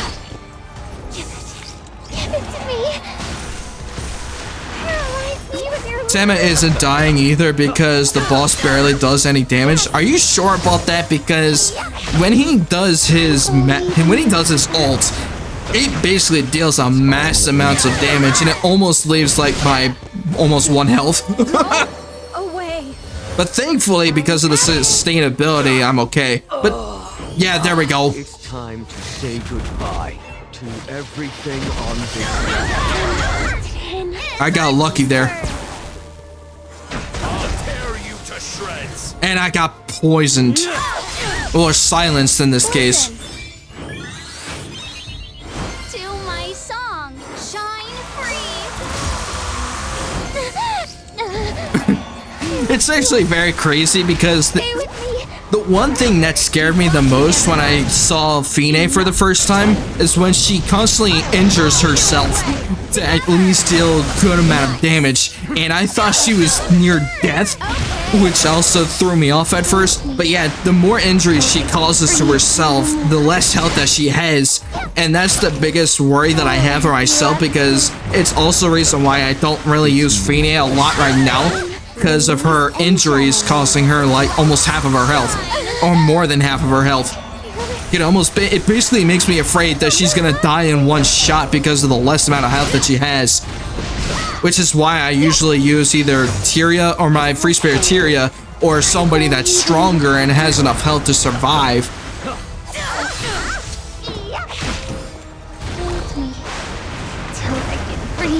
Yeah, even with the crit, it only does 3k damage. Are you talking about the boss that deals damage to me? Go away. Give it to me. Paralyze me with your love. Okay, now he revived for the final time. Silence and Listen Okay. to my song, Shine Free. Damn. I'll wrap you up too. Here. On my way. Transformation time. Thankfully, I used Arky here because I know Fine is next. No, Sermia is next. You owe me one. I'll take the damage though. Enough. I'll blow you away. 32,000 damage. Oh, that's good. Okay, let's see. Okay, so I can actually sustain this, but it is very, very weird how my Brig just dies in one shot, which I think Achites can actually help with that because of her third skill reviving my Brig if he dies. So I definitely gotta be careful when using him like that. But hey, at least the good news is that I'm getting a lot of these because I do need the Essence of Radiance to actually get another Moonlight hero. But yeah, that was also another thing that I really wanted to talk about. The Radiance of Essence is actually a pretty good currency in terms of this Moonlight event. So, the one thing I really wanted to see with this new currency in the event is probably whenever we actually complete the milestone of Radiance. I do wish that we can convert the Radiance of Essence to glory coins and see if we can actually get that. Maybe that would work. I'm not entirely sure. But yeah, I'm actually very close to getting another Moonlight chest. But here's the weird part here, because this actually threw me off. When I actually entered this event when it came out last week, I was really expecting the these Moonlight chests to actually give me the actual hero instead of turning them into glory coins, because if I own the hero already, it doesn't give me the hero, it gives me the glory coins. So I'm like, can I just get the hero instead, because I technically would rather use the hero instead of the glory coins. I mean, in all honesty, it really doesn't hurt that much because I am using those glory coins to go after the Moonlight ticket, because I still haven't gotten it yet, but it's mostly because I have gotten the limited 5-star hero selector, and I got Holiday Euphane out of this. But I do want to go after the Moonlight hero selector because there is a couple of heroes that I do want to get, and there is one hero in particular, and especially the one that I got recently, was Lady of the Scales, and I really want to actually go after her specifically because one, I can actually use her to my benefit for PvP, because she is actually the strongest PvP hero that I can use right now. So she's technically the only strongest hero that I have that's actually in the Moonlight selection, because the only Moonlight heroes that I got right now, in terms of strength, the highest tier possible is Lady of the Scales, and my Free Spirit Tyria is like the bottom of what I have, and like maybe in the middle of my heroes is like Shepherd of the Dark Diane, Archdemon Shadow, Arbiter Vildred, and Free Spirit Tyria, and they're all like decently good heroes that I can use. Oh yeah, and the other strongest hero that I got is Bystander Hueyong, but unfortunately I don't have her kit yet because I am trying to build PvP heroes that actually is meant for my playstyle, and also heroes that I can actually use because unfortunately I still can't use her, and she's actually the hardest one to build, at least the way people are talking about her, because the way her kit actually works, and this is kind of a weird thing for me, The only way that she's actually good is if the enemy lineup is only Moonlight heroes, like light heroes. And if there's anybody else, sure, it's fine, but she won't really do a lot of damage because of it. And if I don't have her speed up to like plus 220, I think, then she's not going to be great. Because a lot of people have a lot of difficulty building her efficiently. And it's mostly because I think people try to use the, hold on, let me get out of this. I don't know what it's called, but I think it has to do something like with a specific type of material to guarantee her gear. Oh, this is it, the Astral Forge. A lot of people actually prefer doing this because it's the best way possible to actually select the pieces that you actually are really wanting to build, because without having to like spend so much reforging materials to try to get random gear and having to waste so many reforged materials to try to maximize them to level 90 and changing out gem modifications and shit like that, which actually takes a lot more time to do. A lot of people usually try to go after this, but here's the weird part. This is the sad part though. It's mainly for pay-to-win people. So I'm not really a pay-to-win person here. So everything that I've done so far in the 17 episodes that we have made so far has nothing but free to play. So I am genuinely surprised with how much progression that we have been getting through in this game. Has been basically nothing but that. So with the progression that we're doing, it's pretty good. But yeah, this is the hard part of actually trying to build gear, because it will basically guarantee you the specific type of gear that you're actually wanting. Like, you can select the main stat that's perfect, you can select the 4 substats that's even perfect, and it's pretty much that's how it works. But yeah, like I said before, the sad part is it's a pay to win, so I can't really use that. So unless I am like very fucking desperate, which I'm not, I can easily work towards gear that I can easily get by myself, which is not really that big of a deal, because I do like to go after specific set pieces that will actually work for the heroes that I'm building, instead of like having to use the gear that I'm using on the heroes that I'm using and just switch. Like, let's say if I want to not use Sermia and if I want to switch her out for Fine or some shit, then I can switch out her Sermia's gear and I can add it to Fine. But the problem is that if I have a specific set that will only work for that said hero, and it will probably not work for heroes that I really want to use. Like, one of my cases here that I tried testing out was Tactical Archetype Kali, and Kali, if it makes it easier for people. But I wanted to use Fine's gear on Kali and see if it actually works for her, and unfortunately it doesn't, because it's not really meant for her kit. So the kit that I'm trying to go after, I think it's speed and hits, but I'm not entirely sure, because I got the speed down, but I'm not sure what her main two pieces are. So I can't really say for certain how her kit really works yet, because I only tested her out like maybe once or twice. And story, I think it's side story that I tried to use on her, or no, it was in the automated tower that we used 2 episodes ago. So I wanted to do something with that. But yeah, like I said before, most of the heroes that I use, I have them set for specific set gear that's only meant for them. And obviously it costs me a lot of gear slots to actually get to that point. And I know I do have some gear sets that I can use for other heroes that I have, and if it works for them, sure. But right now, I only have gear that only is meant for them. So I don't have a lot of gear to actually work with that I can easily swap to. So that's the sad part that I'm kind of working on by myself, because a lot of gear crafting is mostly set for them only and not for anything else.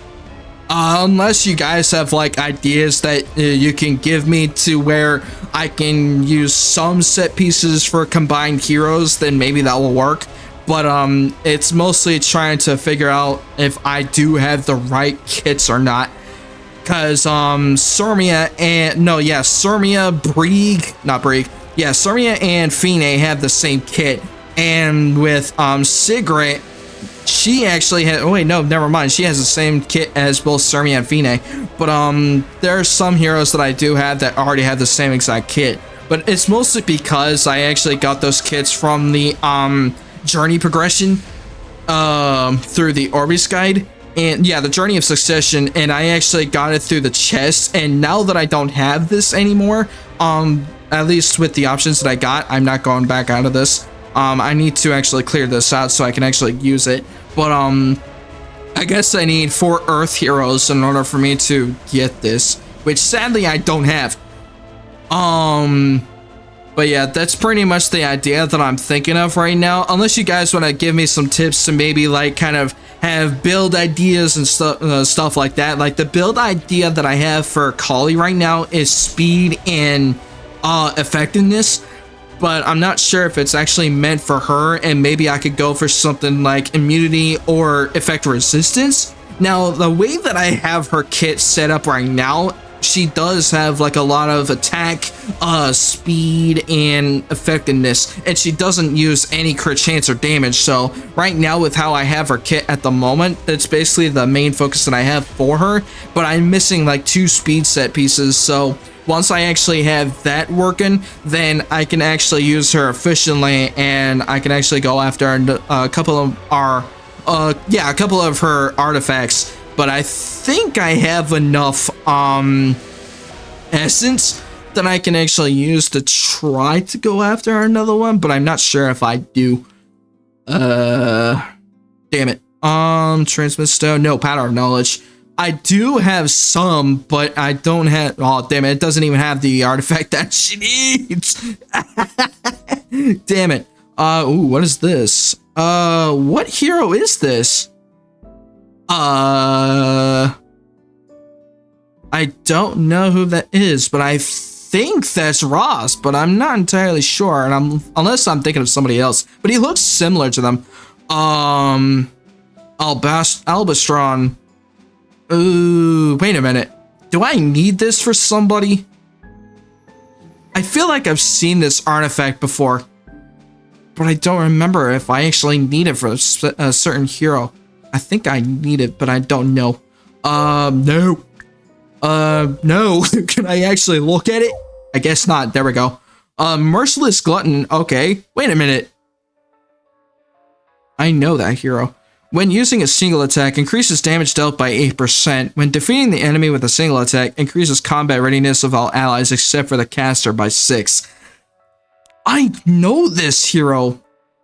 Do I have her? I think I have her, and I think that's Euphine, but I'm not entirely sure because she looks similar to her. Do I actually need that artifact?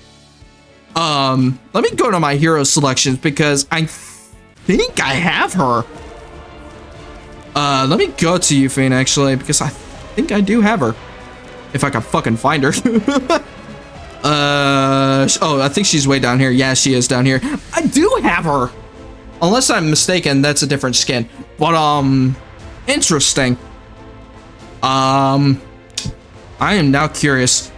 Do I have the right kit for her? No. I don't.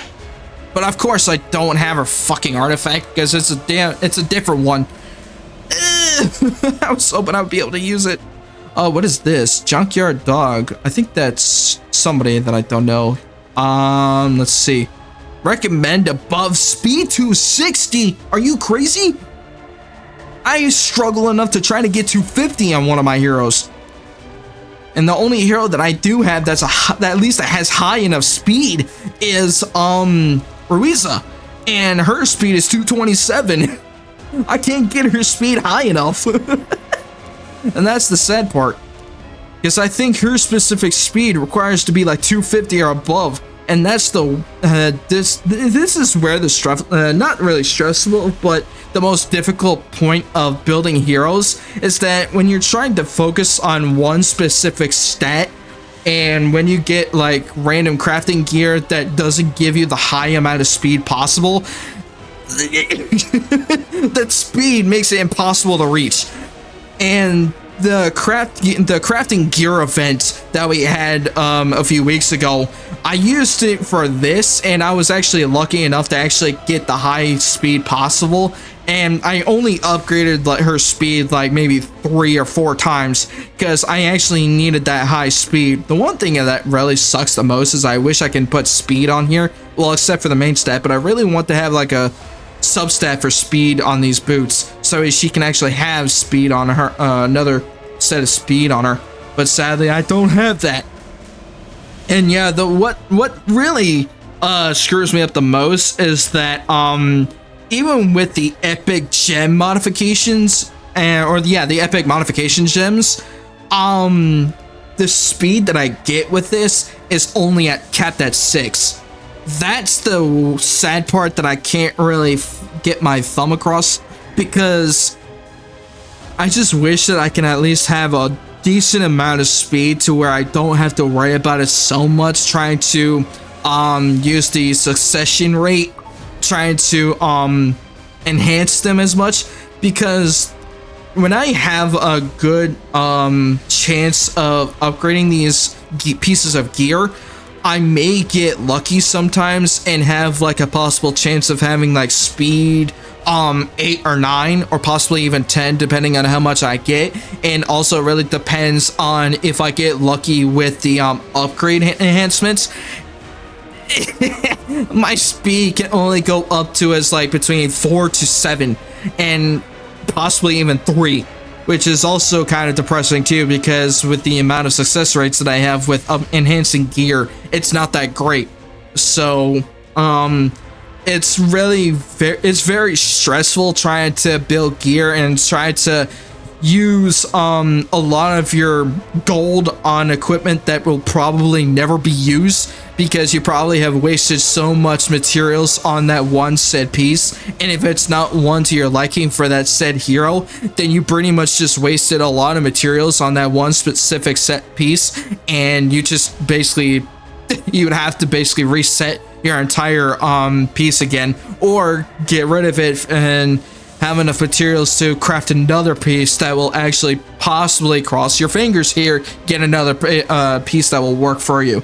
And unfortunately for me, I don't have a lot of reforging equipment. Like for the reminder mana stones or the returning mana stones, I don't have a lot of these, because I think this is why a lot of people try to stack these in particular, so they don't have to craft another set piece and try to reset the enhancements again for something that will actually work. Now, I think that's what these do, I believe, but I'm not entirely sure if that's the case because I never really used them. So I don't know exactly how they work.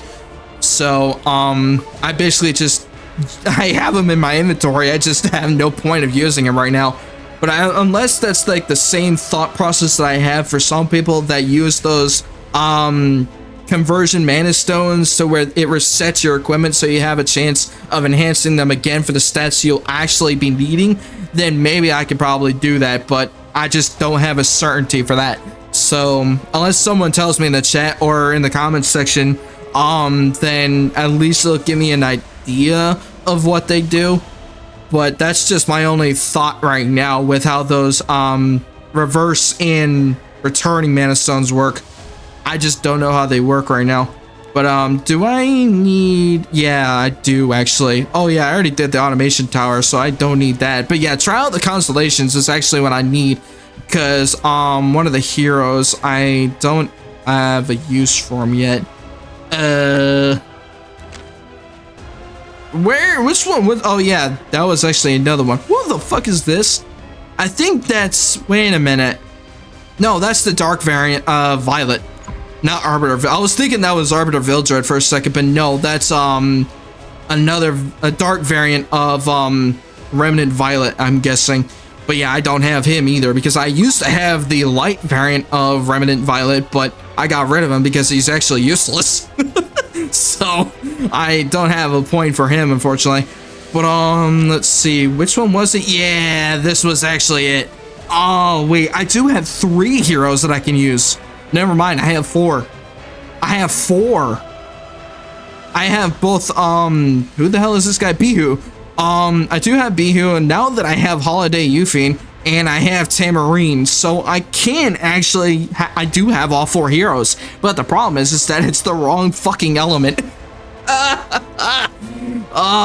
That's the depressing part. Damn. I would like to actually do something with the Trial of the Constellations, maybe, because right now I'm not strong enough to even do any of these. Plus, I also don't have the fucking recommendations to do any of them. But,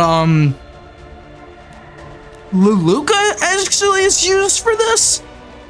Well, now that I know that Fine is useful here, oh, that explains why people say that, fuck. Now I should have actually went for AS Flan, because I think she's actually useful here. But I guess this is her normal variant, because I do have the Moonlight variant, or not the Moon. I don't have her because I actually decided to choose Holiday Euphine for and not her. But I guess the normal one is actually meant for her, or for this guy. But I do have Fine at least, but who's he again? Oh yeah, Teiyu. I do have him, but I don't have him upgraded. So I guess I can actually switch somebody out. I don't want to use Angelica because I don't think she's properly useful for the higher constellation. So I don't want to do that. But 99% of the time when someone struggles with speed, it's because they don't know how to roll gear properly. It's not that I struggle to roll specific pieces. It's mostly because my luck hasn't been that great. Because I know exactly what set and what enhancements that I need, but specifically when I'm trying to enhance a specific piece, I use like the bare minimum of materials to enhance gear, because I don't want to waste like a lot of the epic enhancement materials, because I have like a lot less material. I have like less materials for those. So like if I go to one of my heroes real quick, let me see if I need to upgrade any real quick, because maybe I do need to figure that out.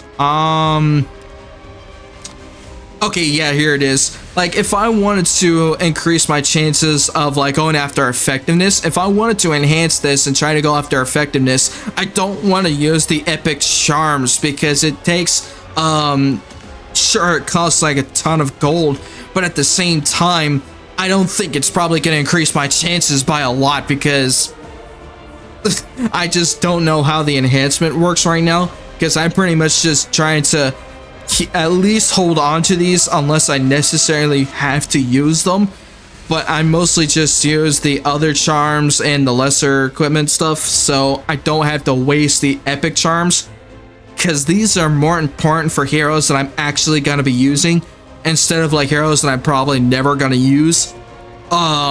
But hey, I do use Hecate, but the problem is that I don't have her freaking memory imprint, and I was actually kind of surprised that I got her first try when she actually came out, and I never got her again since, because I might have to wait until her event comes out again, or if somehow or another that she's going to be a part of the normal rotation, and I can actually go to the summon for the Covenant tickets and see if I can actually change her out for like a wish list or something like that. Most of the heroes I don't have in here. I do want to go after Haste, because his kit is actually pretty damn busted. And he will actually be a replacement to my Sigret. So but he's actually very, very reliable here, because he actually uses lifesteal for his kit, which is why I want him specifically, but mostly because I'm trying to get heroes that, wait a minute, well, here's the thing, let me get out of this actually, because now that I'm fully upgraded cigarette. I don't want to use this anymore. So there's another thing that I do need to remove here. I just don't know which ones. Let me go. Actually, well, let me put in haste in there just in case. But there was a specific hero that I needed in this. Well, it only works with the fire, ice, and earth elements. Well, there's Bihu in here. Oh, okay, so Bihu actually does show up in here. Hey, huh? Ruiza is in here. Well, I don't need her anymore because I already maxed her freaking memory input out. Okay, well, there's Sanabria in here. Okay, so let me see if I could go after the other heroes. So Flan is in here. What the, huh? Okay, so I'm guessing now that I'm noticing a pattern here, because I'm guessing after these heroes events ends, then I guess they go into the normal rotation. So I've been bitching a lot recently about that, and thankfully I guess they listened to me on that. But I'm guessing a lot of people also had concerns about that too. But at least I wasn't the only one that had that thought, because I was very curious of seeing if I am unable to actually get these heroes again after their event ends. Because unless they were like some limited hero that I can only get once, maybe, sure. But I really wanted to go after them again because I do use these heroes eventually. But now that I know I can actually go after them, I need to start removing some of these heroes actually. I don't use Bologna, so I'm gonna actually put in Kali in there. Well, I don't use Bologna right now, so I don't have a purpose for her yet, because I just got done with the story that actually was used for her, and I guess for the hunt as well. So I do want to go after Flan too. So I think Vivian right now, I think she is fine, so I'm gonna switch her out for Flan. But can I get Hecate in here, please? I would like Senya's in here. Since when was she in here? Well, speaking of, so I was right. It was Euphine, the one that I saw with the artifact earlier. So I was right. I just have her skin variant. So now that I know she's here, I could probably get her specifically and just use her as a memory imprint instead, since I have her holiday variant. Let's see, what else do we got in here? Can I see if Hecate is in here, please? Because that would be nice. Oh wait, I'm scrolling up too much. Where's the warrior class? Oh, there. Hecate is not here. Okay, so that's what I'm afraid of, because she is actually a limited hero. I really wish I got her a little bit more.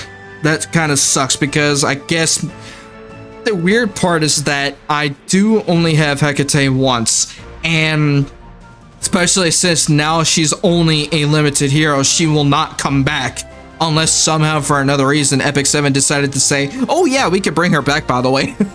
Then I actually will have another chance of going after her again, but it's probably going to be a long time to actually have a chance of going after Hecate again. But let me apply to this so that way I can actually go after the 3 specific heroes that I actually need. I do need Brig. Rowana, I think I'm probably gonna switch out, because now that I have her, I'm gonna try to work with her kit a little bit. Wait, who is this? Ilanov. Okay, so I did see her Moonlight variant, but I didn't get her, unfortunately. So I don't want to go after her element variant. So there's Cecilia. Hey, wait. Kairon was here the entire time? When the fuck did I see him? I didn't see him in here before. Oh wait, I'm probably betting he was just here recently and then he just appeared. But yeah, now that I know some of the event heroes are actually in here, but unfortunately not all of them. So I gotta be careful with what I do here with my selections. Well, speaking of, there's Kisei. Let's see, who is this again? Luya. I think she's a healer, I believe. No, she isn't. Okay, so she's a damage dealer. I don't know who I want to go after next, but I do have Euphine, so I do want to go after her for her memory imprint. So I'm probably going to replace Rowana for Euphine.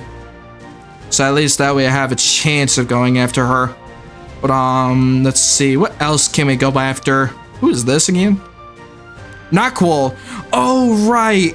I think I need her for something. Do I need her for anything? Because I'm not entirely sure. I believe that she is used in PvP somehow, but I'm not entirely sure if that's true or not. But I think I'm gonna be okay with this team right now. So at least now that we have a couple of our heroes that we already got from the Covenant summon, I did replace 4 heroes instead of the entire roster, because I do want to at least have more chances of going after Fina again, because I want to upgrade her memory imprints, and I do want to go after Haste, Flan, and Euphane because they're actually part of the trial summons, or yeah, the trial of constellations. And I know Flan is actually used for PvP, I think, but only for her Moonlight variant, so I'm not entirely sure about that. So there's no reason to get more than 1 copy of Kali. She could be imprinted with her 4-star versions. She has a 4-star variant? Since when did I hear about that? Because I never actually saw her 4-star variant before. Unless it's in the hero journal, that I just probably skipped over it. I want to see if she's actually in the journal. I don't know where though. There's Destina. There's Tori. Don't need her. Archdemon. Probably because I don't have her, so that's why. Unless I did get her somehow, and I just keep removing her for some reason. Because she is always like the 4-star, 3 stars that I obviously don't freaking use. So, let's see. Oh, yes! She is in here! Okay, maybe I need to stop removing some of these heroes. I need to stop deleting heroes. Because I have a habit of deleting heroes a lot. Because I know the 3 stars, or majority of 3 stars, are not useful at all. So that's why I keep deleting them. I need to stop doing that, I guess. So I guess now that I know, finally, that the normal heroes of their Moonlight variants or their 5-star variants actually are very useful. I guess I could just use their 4-star variants, 4-star and 3-star variants to use them as memory imprints. So I don't have to waste my time trying to go after the 5 stars a lot. But I think that would be a smarter case. So I don't actually, if that's the case, I don't really want to go after her 5-star then, because now that I know her 4-star variant actually exists and I'm just being a dumbass and just deleting them constantly, I'm gonna stop deleting some of the variants so I know which ones I can actually use. So I need to get rid of Tactical Kali out of this one and try to put in somebody that I can use. Who is this again? Abigail. She's probably not great, but I'll think of a different one. Cecilia, probably not. I think Juna is I think Juna is actually pretty good, but I'm not entirely sure. I think he's good for PvP, but probably not, depending on how his rating is. Let's see, Setsuka, I think she is part of PvP, but I think she sucks because of her kit. I think her kit probably got nerfed a lot, because I think it's probably because of her passive. I'm not entirely sure, because they did say that a lot of people with using Setsuka, she has to be like some sort of tank, I guess, in order for her to be somewhat useful. I'm not entirely sure about that, but a lot of people say that her kit is actually ass, which is kind of unfortunate. So I think I'm probably gonna go after Naquil, because I think she's useful for expedition. Now, there are certain things that I definitely want to go after, so at least we have a couple of things that we can go for here. But Brig, Tamarine, and Fina is definitely still gonna be in our rotation for possible chances of going after, which I do have like 2 chances of going after them. Actually, you know what? Fuck it, while I have it.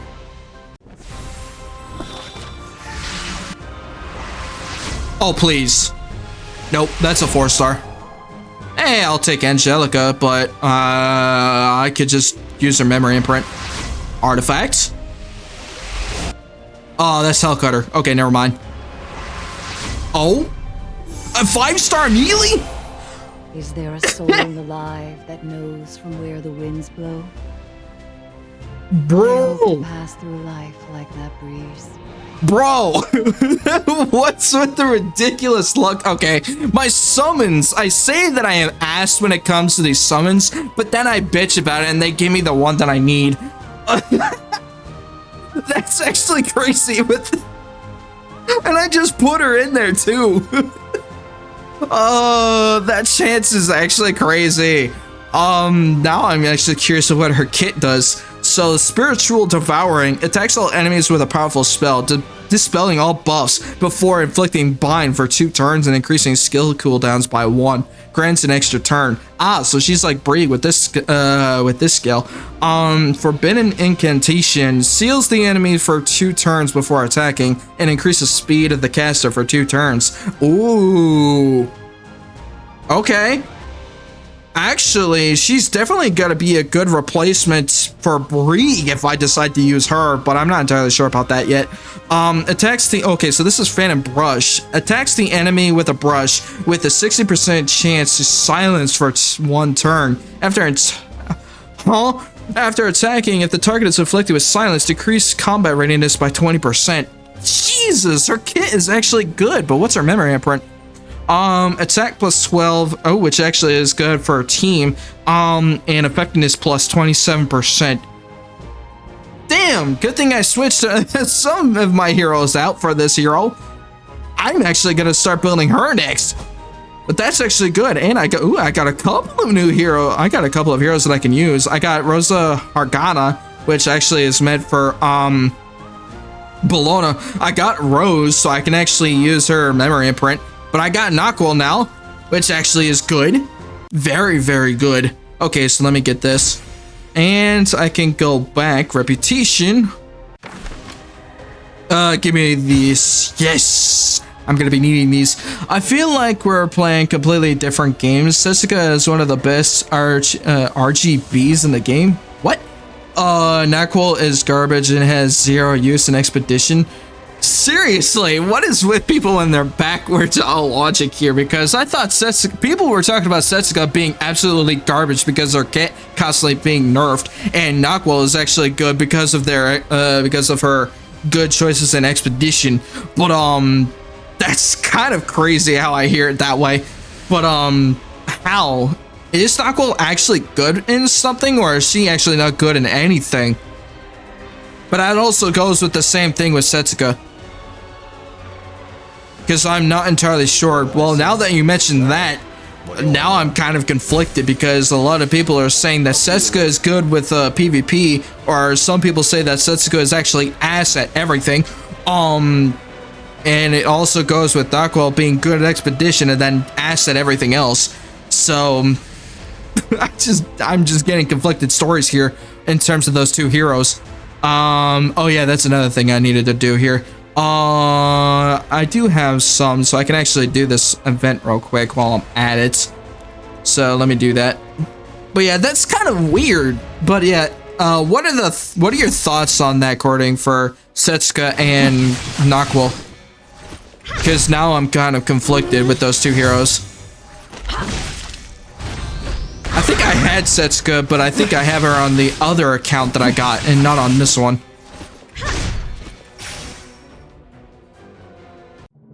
There we go.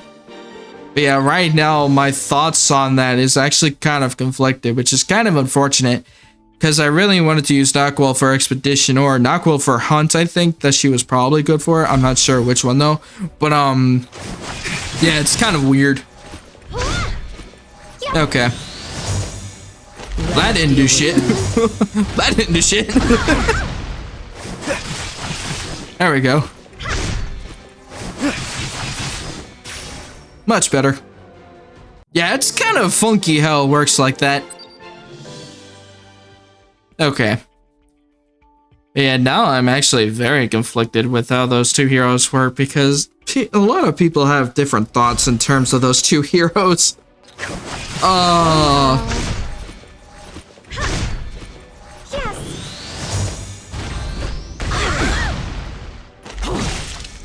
right now I'm kind of just thinking on what I should do with those two heroes then.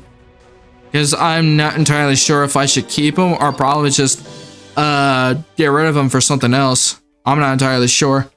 Knockwell was good like 3 years ago. Modern openers are just much better now. She has no use in any PvE because none of her kit works in PvE. Well, shit.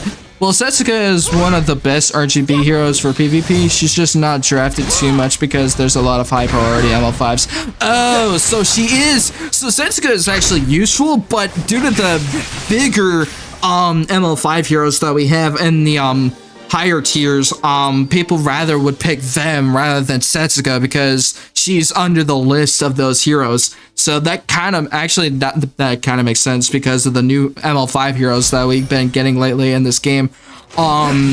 Which so far the new Moonlight heroes that we've been getting a lot lately has been pretty good. The one thing I'm still kind of scratching my head over was Notos. Now, I'm not sure what his kit does because, I feel like that he's not actually good as a tank because there's probably better options out there except for Notos. So I'm not entirely sure what Notos does, even though obviously he is a tank for some whatever reason. But, I just don't know about that yet. Because I don't actually have them, so I can't really say for certain. But I guess Knockwell is actually kind of ass, which means that kind of sucks. Hey, at least I got her now. I could probably work on her a little bit and see what she does. At least figure out what she does outside of those ones that you mentioned. So I got a lot of heroes to get rid of. But first I need to memory imprint some. Well, I can at least keep her and see what she does. Maybe kind of figure out if she's actually useful for anything. And if not, I'm probably just gonna get rid of her. Because even though I probably might have built her, or I could keep her just in case to see what else she does. And go from there. But that's kind of sad because I was really hoping that we'd actually have a chance of using another ML5 hero, or at least with another hero for her. Memory imprint. Gimme. Yeah. Now I got our memory imprint, which is good. And now I need to go way down here and go after the other hero that we got. Unless they fucking moved. Where did they go? I know I got her. Where did they go? I guess I don't have her. Well, never mind. Unless I was looking at the wrong hero then. Oh well. Oh, it was Angelica. Never mind.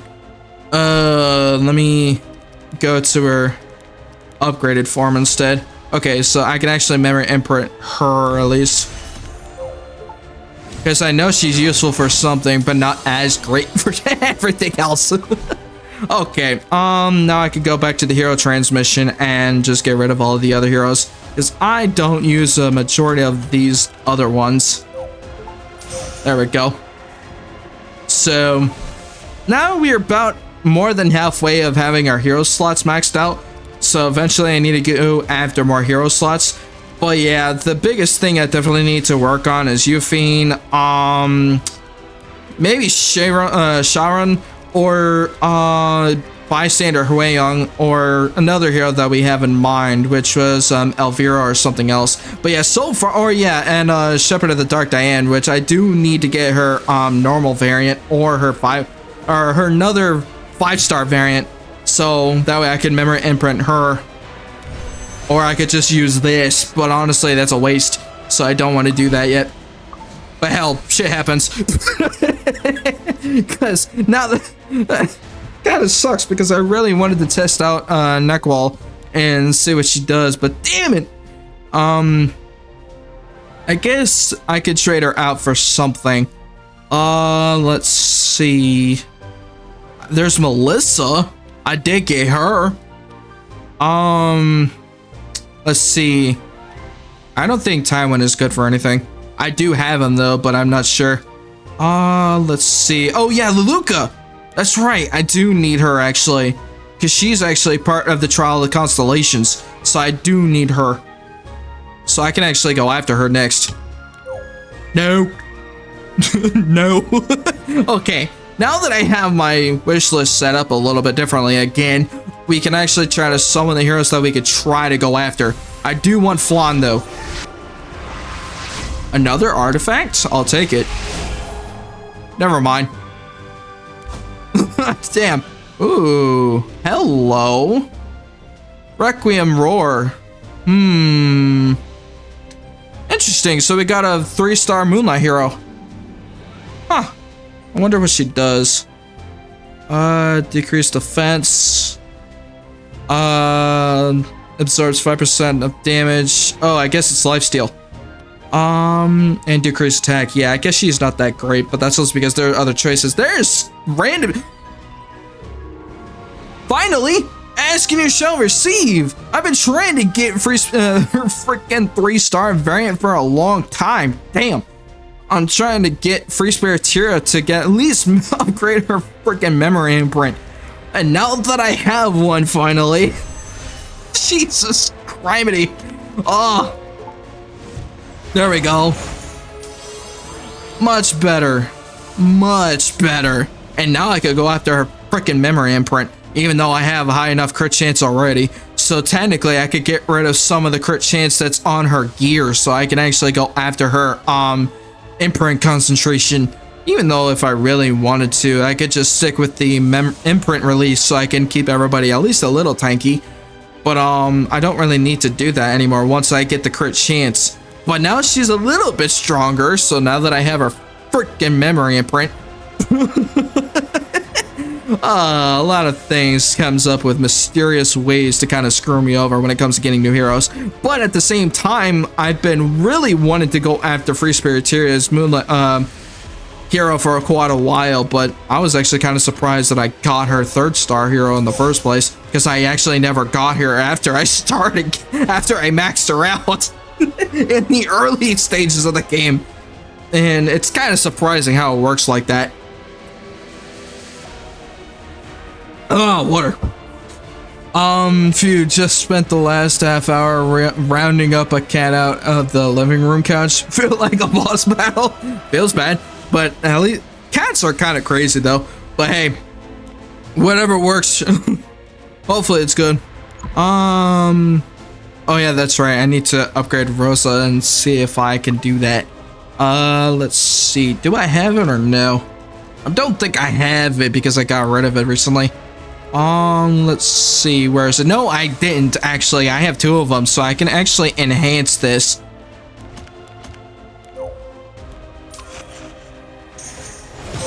There we go. Hey, it actually leveled up. Cool. I'll take it. Anything else? Caladra. I actually need, whoops. I meant to not do that. I need to enhance this to make sure I don't force its limit breakout out of nowhere. Do I need it on Aureus? No, I don't. Okay, so I do have another Aureus that I can use, which is actually pretty okay.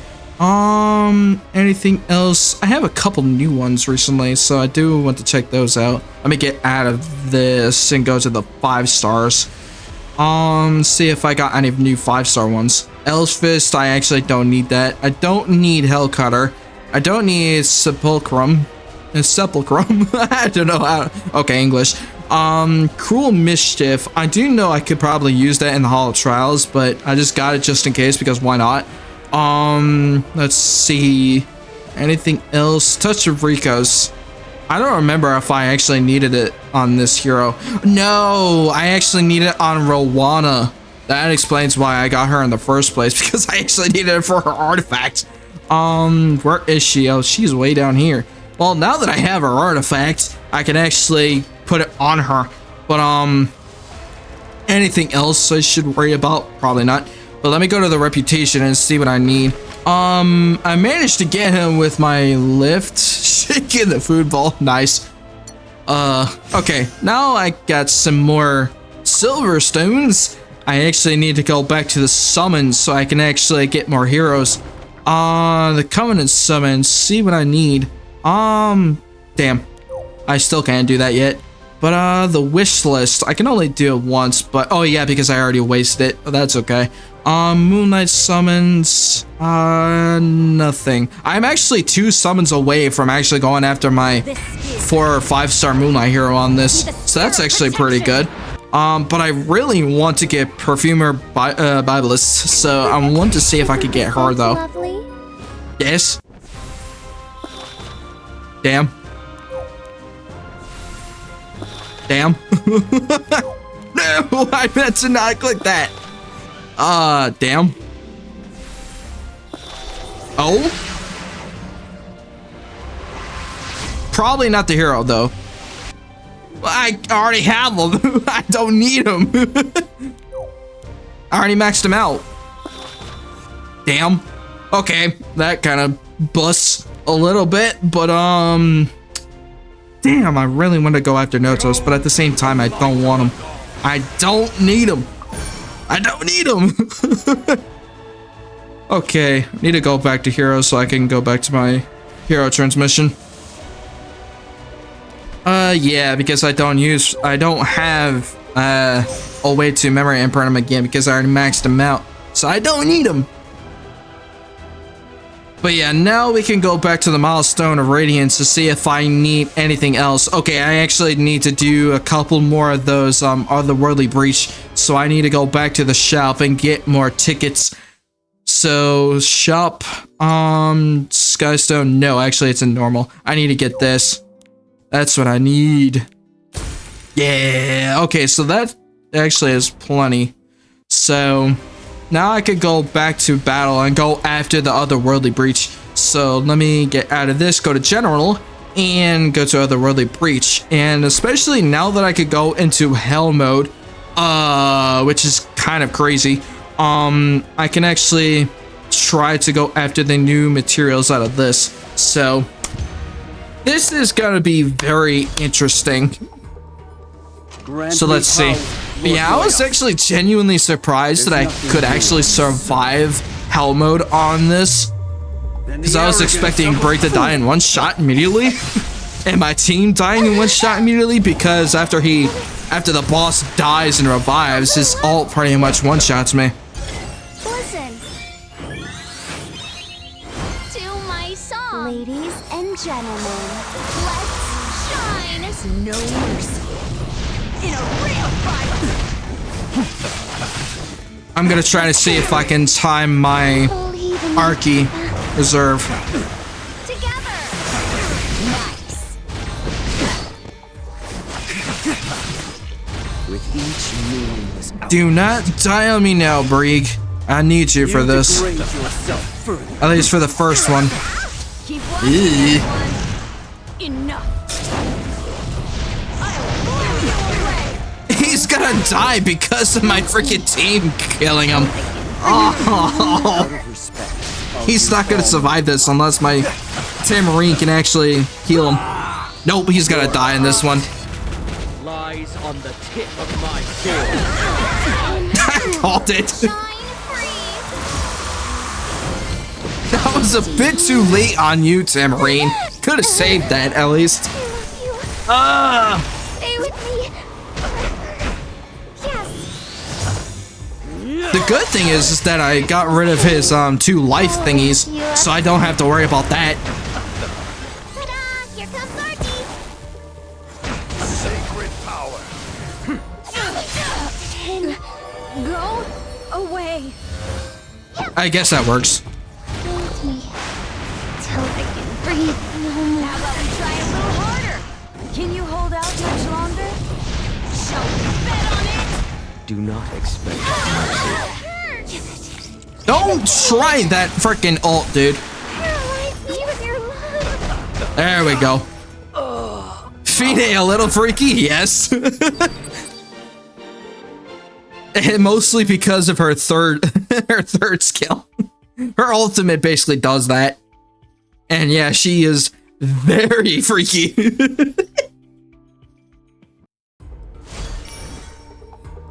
She's down bad for something. I have no mercy to spare. For your reckless greed. That didn't do a lot of damage. Papa loves me.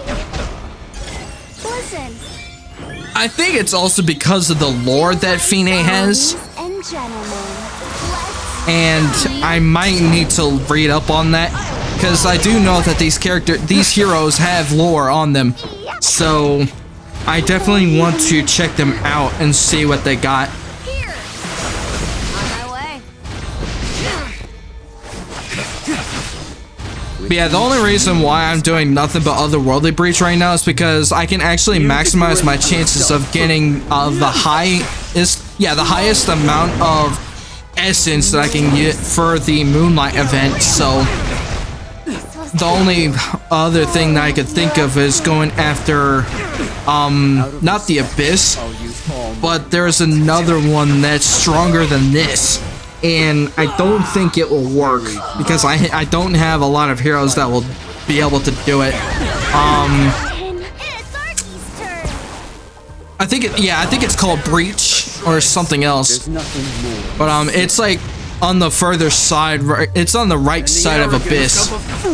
I don't remember what it was called.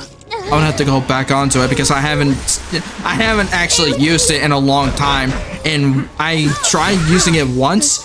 But I don't have enough heroes to actually use it because it requires like a specific element in order for me to actually do that thing. So I don't have a lot of heroes to do it, which is kind of unfortunate. I don't know what it's called, but I'm gonna have to go find out which one it is once I am done with this. And yeah, that's the only reason why I'm actually able to get a bunch of these, because I actually will give myself a guarantee the highest amount possible. And I think it does the same thing anyway if I do Hunt twice. Hunt once, and if I do Hell or Otherworldly Hunt. So I can actually get higher shards possible. Give it to me. Paralyze me with your love. Okay. Yeah, she is definitely down bad. To my song. That basically how it happened. It's funny because when I first got Fine, she was definitely down bad when I got her the first time. I'm like, okay, I guess that's how her character works. I have no mercy to spare. For your reckless greed. I feel bad for Brie being surrounded by that though. I would love to be in that position though, but kind of feels bad. I mean, hey, whatever works.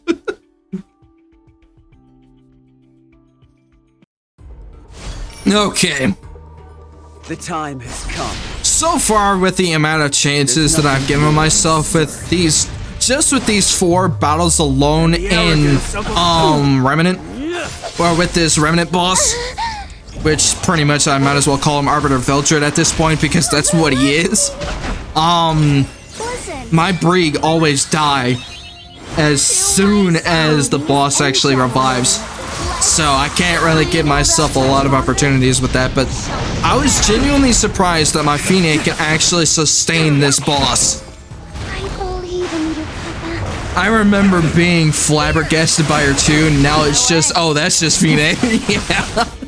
With each move, Like, for those that actually know her kit and been around her for quite a while, then yeah, it makes sense. time to say goodbye to everything on this world. But yeah, I was actually genuinely surprised at how far our kids has been going so far. And also, I was genuinely surprised when I got Nickwall on the first try when I switched our heroes around in the Covenant Summon. I was very surprised about that. I have no mercy to spare. For your reckless greed. There we go, got the boss at half out this time. I need Arky on this. Well, after this. Now I can use it. There's nothing more absurd. I need it mostly for Fine and Sermia. Transformation time! Bonk. No one can stop us. Bonk. That works. That worked. That helped. Okay, so at least now that I can figure out a way to utilize Arky's reserve a little bit more efficiently, I now have an idea of how it works with him. I just need to make sure that I don't use it on Brig, but I need it specifically on Fine and Surmia. I could use it on Brig if I really wanted to, but at the same time, does Arky actually only work with 3 turns? Only 2. Yeah, that means I would have to use it only on Surmia and Fine then. Stay with me. Listen to my song. But so far, with the auto battles that we've been working with, everything's been doing pretty okay. The first 2 actually kind of sucked because Brig kept on dying constantly after his revival. But I need to get rid of those buffs on him. Jesus. I have There we go. mercy to spare. The ult damage is insane with that. Holy hell. Reckless greed. 177,000 damage. That explains why I constantly die with Brig a lot. Because that amount of damage, he basically revives instantly. Hey, thank you for the health, Fine. I appreciate that. Grant me power, Lord Noyas. I need Tamarine for this. Thank you. Shine free. I need the health, damn it. There's nothing more absurd than the arrogance of a fool. Get him to half health. There you go. Well, I think right now I should be okay. Yeah, that's... Okay, yeah, I'm perfectly okay with this one. You degrade yourself further. Good. I didn't need to use Arky that time. I might actually have to do it again though, on this round. But yeah, that's actually pretty interesting how I can actually sustain through hell now. The only difference is that it takes a lot longer to actually kill him because of his revival state. Stretch. Out of respect, Yeah, I appreciate you, Keto, for that. I definitely need it. No mercy to spare.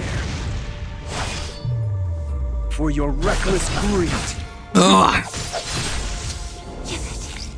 Yeah, my throat definitely needed that because holy hell, I've been yapping up so much info for this. To my song. Ladies and gentlemen, let's Okay. Can you hold out much longer? Show bet on it. This was fun. So far, so good.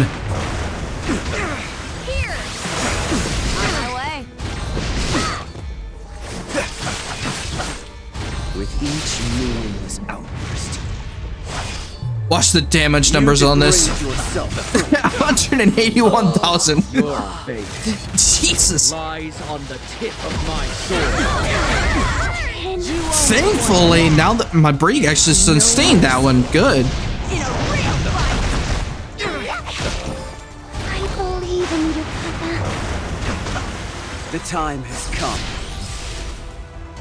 Okay. Not yet. Not yet. There's Now. nothing more absurd. Now I can actually try to see if I can do it. Ta-da! Here comes Arky. Sacred power. Yeah, there we go. Papa loves me.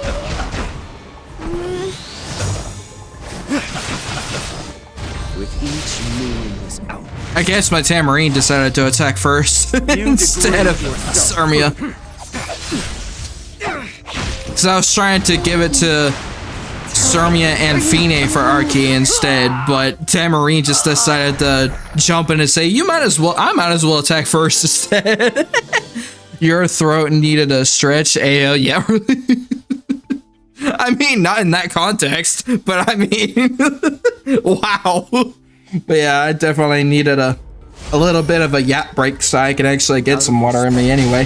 Plus, I'm also running low on water here, so I probably will let this go for a little bit, and after this is done, we could take a little bit of a break, and then we could jump back into it after I get some more water. But yeah, I'm gonna wait for this repeat battle to go through, and then we can check out the Moonlight event after we got enough shards.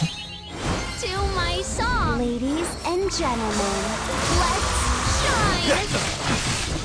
shine. But so far with the information that we're collecting, so far our strategies has been doing pretty good.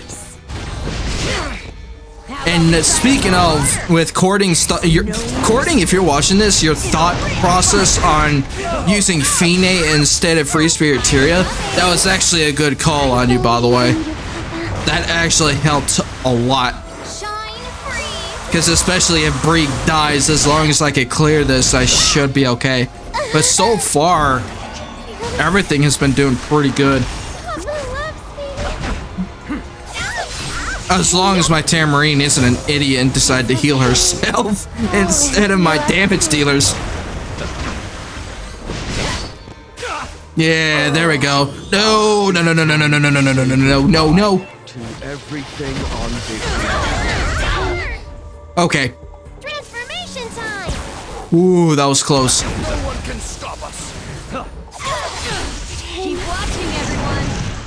Can you hold out much longer? Bet on it. Okay. Give it to me. Paralyze me with your love. Damn. Go. He's still a bit tanky. That means he has one. Yeah, he has one life left. That's why. Hold me till I can breathe. See if I can sustain this. It's me. 10 Ow. seconds. To my song. His threat level is actually a bit high. Let's shine. As long as my Fine can sustain this, then I should be okay. Because Fine right now is actually my strongest damage dealer in terms of sustainability. I love you. Because even if my Surmia dies somehow, then my Tamarine and Fine can actually rock this. There is no mercy in a real fight. I believe in you, Papa. Shine free. Oh, Come on. left Oh, you're very close. There you go. That was good. Yeah, I kind of figured he had one life left. Okay. This is where the real test begins because my Fine is probably going to injure herself again. Okay, I'm going to have to use it. It's Arky's turn. I'll tear you to shreds. Go. Well, that didn't really do much.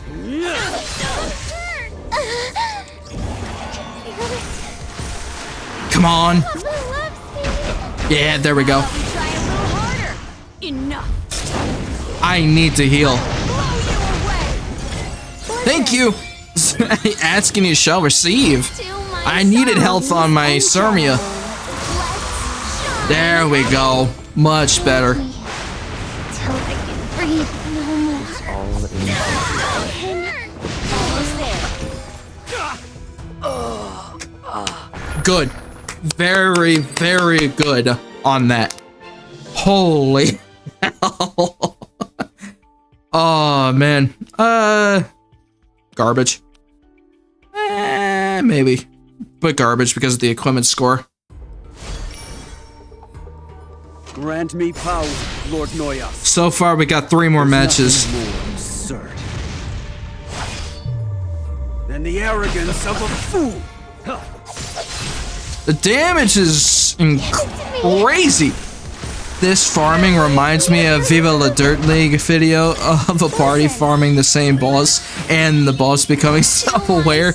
Yeah, it kind of has something similar to that thought. So, because how this boss works, if I deal mass amounts of damage, basically a lethal damage, then he basically revives with full health, and he uses his 3rd skill to basically wipe out my entire team, possibly, and sometimes my Brieg always goes first. Because of this freaking debuff passive that I have on me. Because that's the annoying part. because my team is pretty much killing him when I deal damage to the boss. And yeah, he's gonna die in this round too. The time has come. Unless my Tamarine can heal him. Advance. On my way. Heal him! No, I think he's gonna die here. Lies on the tip of my sword. Yeah, I kinda called it. Okay. Transformation time. Damn. Can stop us. Go. I didn't want Tamarine to use her skill yet. I wanted it to be for Archeon, Fine, and Sarmia. Thank you. I actually needed her health up. Do not expect. Hold me till I can breathe no more. You owe me one now. Enough. I'll blow you away. Okay. I'm coming. I believe in you, Papa. Oh, almost. Come on. We just got a little health left. Ladies and gentlemen, let's There we go. Much better. And yeah, this is basically where the 75-25% chance comes into play, because obviously Brig dies like 75% of the time. Especially with that freaking debuff that I have on him. The damn Dark Contract is kind of screwing me up a bit, because every time when I feel like he has like a tons of health, like almost 65,000 health here, and then he dies in one shot as soon as the boss revives. I'm like, bro, you are so freaking tanky and you still die. How? do my song. But it's also I know why, because of the damage sharing, but it's also because I don't have his memory imprint fully stacked up, so he's not really fully completed yet. So I think once I get Brig a couple more times in the Covenant summon, then I'm definitely gonna get rid of him out of the Covenant summon, and then I can switch him for another hero that I definitely want to try to go after. So For your reckless greed. that was sort of what last year's April Fool's event was. We got to play as the Wyverns against popular Wyvern teams throughout the years. I could promise you the extra 700 HP is not going to make that much of a difference. Oh, kind of figure as much. But, I mean, at least more health the better in terms of for Brig. But if it really doesn't do much of a difference, then might as well just say fuck it. But again, I'm more of a perfectionist when it comes to like upgrading heroes, so I try to at least get their memory imprints maxed out, and then kind of work on a kit that actually will work for them. And that's why I said previously, somewhere in the middle of this episode, to where whenever I want to upgrade heroes, I don't want to switch gears constantly on multiple heroes. Because right now, with how I have my equipment set up for our heroes, I only have gear that is set for them and not for other multiple heroes. Now, there are certain kits that I do have that will actually work for multiple heroes, like Fine, Sigrid, Sermia, and those types of heroes. They all require the same kit, which is actually kind of crazy to me, because it actually works for them. But majority of the kits that I do have on other heroes, it only will work for them and not for anybody else. So that's why I have a lot of gear slots instead of like having like maybe 200 or 175, and I have like 45 plus heroes on me that requires like different sets. So, and hey, at least now that we have our repeat battle ended, so now we can actually get out of this and go to the Moonlight Essence event, because I definitely need to get that done. Okay, so good thing it actually asked that I did need to get something out of that, so let me go to manage here. I don't need any of these because those actually are not that great, so that's because I already have them all. At least for some, I probably will go after these other pieces eventually, because I do know some of the heroes that I do have will probably be needing these, but I'm not entirely sure which ones I do have that will require them. Hey, somebody got the new hero, in the event. Nice. I want to go after her, but at the same time, my luck with that event is kind of ass. So, now that I got rid of that, and now we could check over to the milestone of radiance and see what I could do. Okay, I only have enough for this. Oh, come on, please. If I could get a Moonlight hero for this, that would be cool. Ooh, I got a 5-star. Is it a hero or an artifact? It's a hero. I got Melissa again, but I can't fucking use her because it changes into coins. Can I use her instead? Please? I just want to use this hero.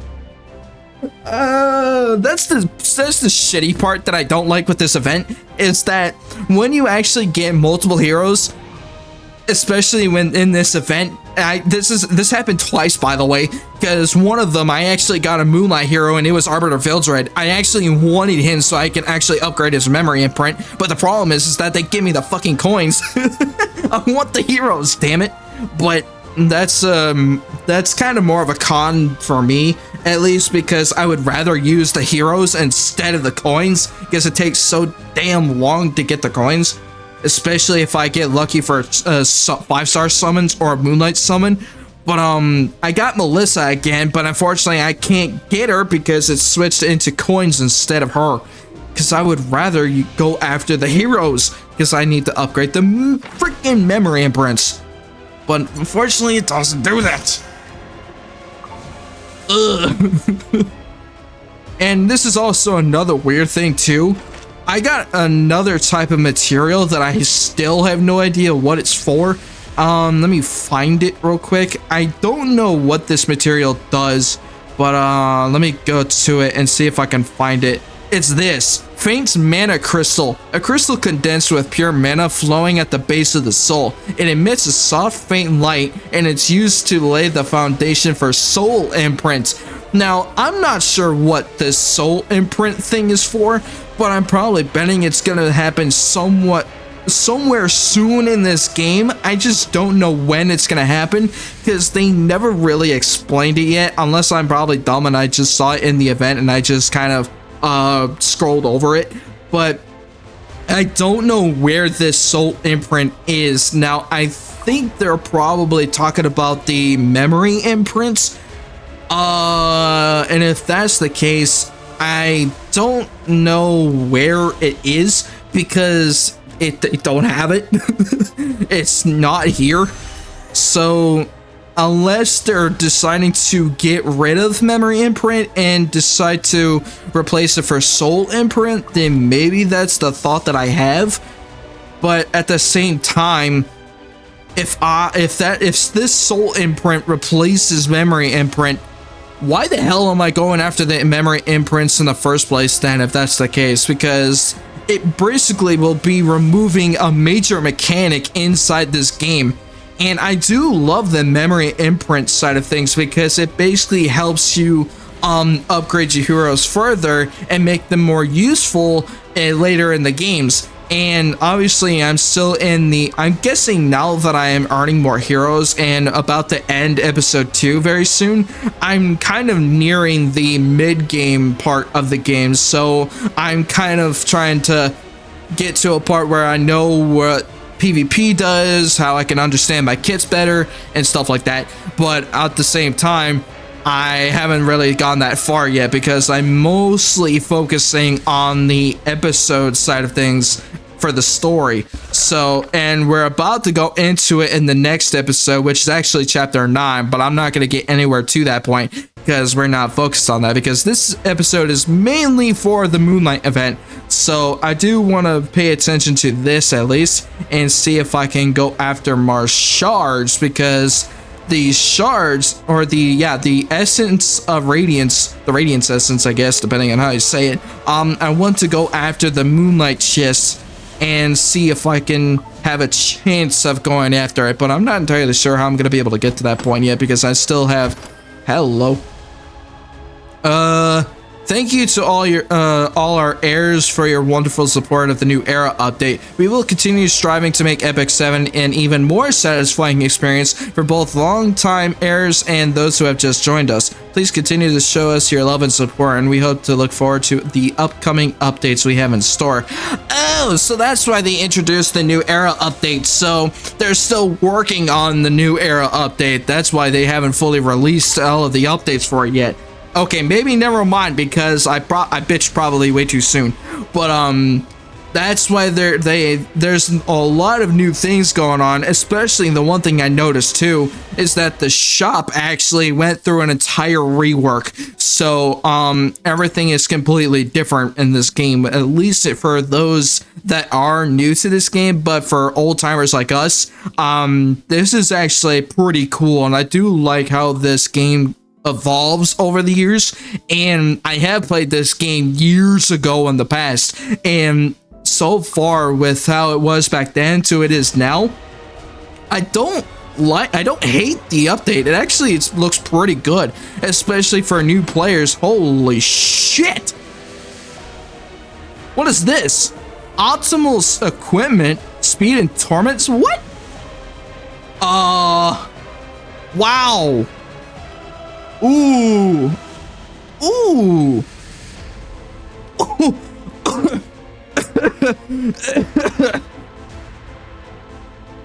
Wow. Wow. I may be probably one of the rarest streamers out here that plays epicseven that actually has gotten a large portion with this. Holy shit. This is actually good. I'm not saying this is a bad thing. This is actually a good thing, because all of the materials oh, that's actually good. God damn it. Holy. Oh.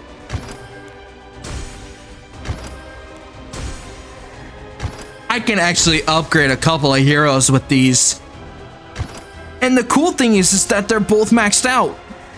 So if I actually use these set pieces, they're already maxed out. But what are they for? Who are they for? Ooh.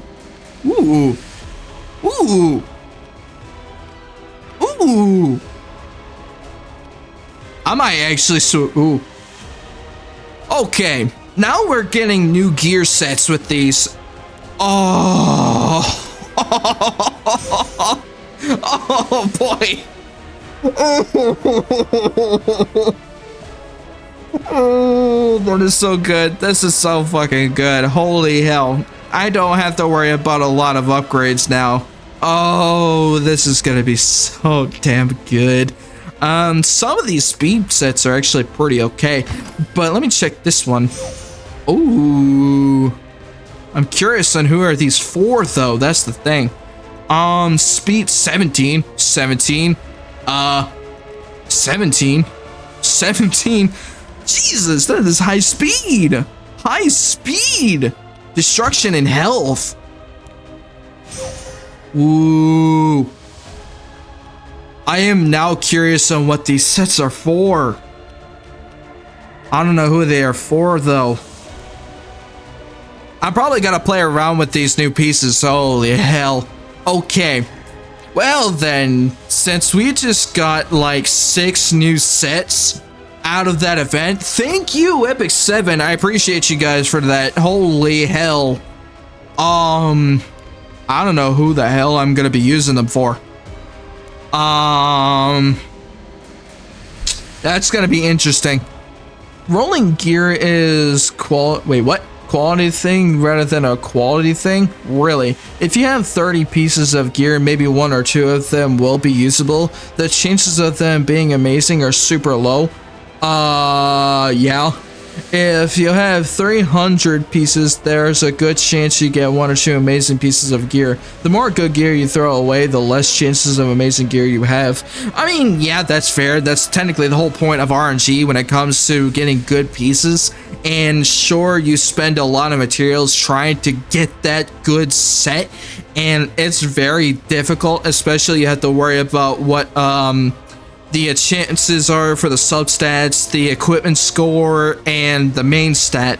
So it's very difficult trying to piece all of those together, especially for one, if you're trying to build one specific hero. It's got to be hard to try to get like 300 of those pieces and getting like 1 or 2 that actually will work for that said hero, and it's basically RNG, so it's very hard. Sega just added a voice ticket scratch, a lot of familiar voices, actors, and oh, that's an NGS. Okay, yeah. But yeah, for this, that's actually gonna be interesting, because I definitely want to use some of our kits for something. Well, I don't have to worry about her for a little bit because I will be upgrading her actual kit, because I have the wrong 2-piece set. Because obviously effect resistance is okay, but I guess I need immunity for her, so I'm definitely gonna switch that out for something. Can I use it on him though? I want to use those strong pieces on him. I don't know if it's smart though. I'm probably gonna use it for something else though, because I do know that these pieces are gonna be used for somebody else. I do actually need some of these kits for them. But I don't know which ones I would use, because now that I got like 6 new sets, I don't know what to go for. So I think it's mostly just experiment and see what works for them. Maybe. Let's see. Ooh. That reminds me, I do have a couple of sets. So if I can find a set that works for Hueyang, maybe I can actually use one of the 6 sets that I got and use it on her. The only thing is trying to figure out a way to... Oh, wait, hold on. She's misunderstood by a lot of people here. She's supposed to be against debuff, not tanky light units like Baruka and Ilinov. She needs at least 18k HP to survive Genros ult. Oh! So her speed doesn't matter then? Well, that's just the opinion of this person though. But what about the others though? Her speed is actually very low for some of these people. That means that their main topic of their main focus is mostly on damage and not speed and health. That's actually very interesting. She's actually very hard to build. That's the reason why a lot of people have misunderstand her. And I'm probably going to be one of those people that do misunderstand her too, because I was trying to figure out if she actually has to have like a high amount of speed or some shit in order for me to at least have her useful enough to be used. But maybe she does require not speed at all, and she needs like damage and like a mass amounts of health, which means that her kit for the ring and necklace has to have health and not like any of the other damage effects. So that's gonna be very interesting to go with. But unless I could get lucky with the rerolls of the substats and at least figure out a way to build her kit properly, I don't think the 6 sets that I got from this new era event will work on her. But I'm gonna see if it does anything. I think she uses speed and immunity. I think that's what they said, right? I don't know, but I'm gonna check, because right now I don't have the pieces, but majority of it is destruction and torrent and pursuit. So unfortunately I don't have the right set for them. Big sad. And that's why you never try to build one specific hero. Heroes come and go when new heroes and balance patches, so you never roll gear thinking, hey, that's a perfect piece for this specific hero, and you roll thinking, hey, that's a perfect piece for a support. I mean, that's pretty much how I used to run this game in terms of how I work with this, and I try to focus on a hero that I know will be useful, and it kind of sucks because the way heroes are coming out nowadays, every new hero doesn't work with the older ones, and especially with how people use them for PvP and stuff like that. Like, I get new heroes, obviously people are going to be using them to death, so there's obviously going to be a lot of bans and win rates that are going to be super high and stuff like that because of new heroes coming out and stuff like that. And obviously when it comes to getting new heroes, at least for me, in my opinion, I don't like going after new heroes a lot because of the amount of bans and win rates and stuff like that, mostly because of the ban rate that new heroes get into play a lot. So that's why I tend to not go for new heroes a lot, because they tend to be banned. They constantly get banned. So, and the older ones don't get picked as much, and people technically don't expect people like me to use the older heroes. And I try to work with a strategy that kind of helps my game and understand the kits that I use and stuff like that. And honestly, I'm still new to PvP because for a majority of the time that I've been playing epicseven, I've been mainly PvE. So I technically tend to avoid PvP at all costs because I don't have a lot of strategies to work with them. So it kind of really just depends on what I do. But at the same time, I tend to avoid PvP at all costs because of that. So I just don't. Oh, it's called Rift.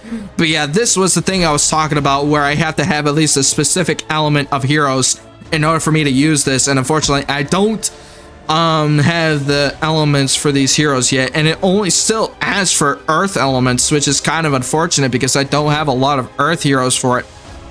But yeah, as I said before, in terms of PvP, I try to build sets that work for that specific hero, and if I try to go after a set that will work for multiple heroes, it's where a lot of thinking comes into play, and try to get a set that works for multiple heroes. And I don't have that capability because it takes like a long time to get one piece that will work for multiple units, and trying to get the ones that work the best is mostly meant for me to pick the right hero and the right set of the right set that actually will work only for them. So that way I don't have to worry about constantly switching and kind of say, okay, maybe if I use this set hero, it will work for this set piece, or if I go to another one and if I use this set piece and it only work for, and it will work for multiple heroes, I have to choose between which ones that will work the best. And sometimes if my cases can be wrong, and if I choose the wrong hero, then that would be on me, and I'll try to use a different hero that will work for another set. So it really just goes back and forth, and it's one of the things that kind of irks me a little bit. So that's why I try to build a set that will only work for that set hero, instead of like trying to build a set that will work for multiple, because you have to have a lot of thinking and a strategy that will work for one hero, and if it doesn't work, then maybe another hero won't work either. So it really just kind of depends on the strategy that's been given, and also the idea that's being played out. And it really also depends too on the heroes that's in front of you, depending on what the enemies are basically using in their team. So trying to come up with a good set that works for multiple heroes is actually more difficult and more time wasting, and also wasting a lot of materials trying to find the best set that works for both, instead of trying to not waste so much materials on a set that will work for that said hero, instead of trying to build multiple sets with multiple heroes and shit like that. So it kind of is a pain than anything else. That's why I try to stick with one set that works for one hero, and then another set that works for one hero. And obviously I have a lot of slots to work with, so I can easily do that. But once I actually get more slots, eventually I'll be going after pretty much like the entire set entirely. So once I actually have enough Skystone to actually go after them, and not really focus on a lot of heroes in terms of building, wise, then I can go after extra slots, and then I have like plenty of fucking gear to work with, instead of like having to stick with one hero with one gear, or one gear with multiple heroes and stuff like that. Like, I get it's actually easier. Like, sure, you're gonna waste a lot of materials trying to go after that set piece, and trying to find a hero that, or multiple heroes that will work for that set piece. But like I said before, it's very difficult for the strategies that comes into play. So it's more, I guess it's more pro and con depending on how you look at it. But that's how I see it, because I try not to waste so much materials on multiple heroes trying to find one piece, because it is very difficult to try to get that one piece. So, and like you said earlier with that example of trying to get like 300 pieces and trying to get, and only getting like one or two, like, you're wasting so many materials trying to find that one piece, and not really thinking of, okay, should I just build a set that will work for this hero, instead of, okay, maybe I should figure out a way to build a set piece of gear that works for multiple heroes, and that's very hard to do. So I'm probably overthinking this, but at the same time, I try to figure out a strategy that will work with that said hero instead.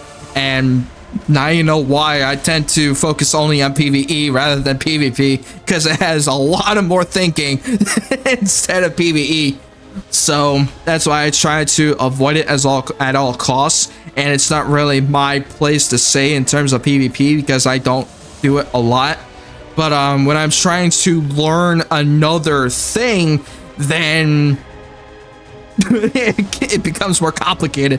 My brain hearing these explanations, the One Piece is real. I mean, if you think about it in a weird way, the One Piece anime. No, but yeah, I kind of see where you're coming from with that, Akita, but fair enough. So when a new support comes out, you can look through your support gear and you'll have plenty of options to build her. I mean, that's what I'm doing with Lady of the Scales, because Lady of the Scales I got with, because she was actually my first strongest support hero that I got, and the kit that I have her right now isn't really meant for her at the moment, because the two piece that I'm using is effect resistance, and I should be using immunity, because that'll actually help her with her PvP kit instead of PvE, because I think the resistance set will actually only work for PvE and not as much for PvP. Depends on how far I go, but I do know that eventually I'll go after immunity and see if I can use her better with the immunity set instead of this. But yeah, it's just very difficult. You're overthinking this a lot. It's not a complicated process. If it has a combination of HP, defense, speed, and effect resistance, it's a support piece. If you go on any hero, now you have a piece of gear that you can go on anyone. I mean, with how I have with these sets that I got, I do have some pieces that do need to be swapped out because their equipment scores are very low. Some of the stats are actually kind of wrong, and well, it's mostly because the majority of the gear that I got on all of these heroes are mostly placeholders, because back then I didn't really have a lot of materials to kind of try to build an exact piece that will work for multiple heroes. And with the PvE, I'm still doing PvE, so I'm not really entirely focused on PvP yet until I get to that point. And I'll probably do like a couple of episodes in this series to where we could start building our PvP grind and see what goes from there.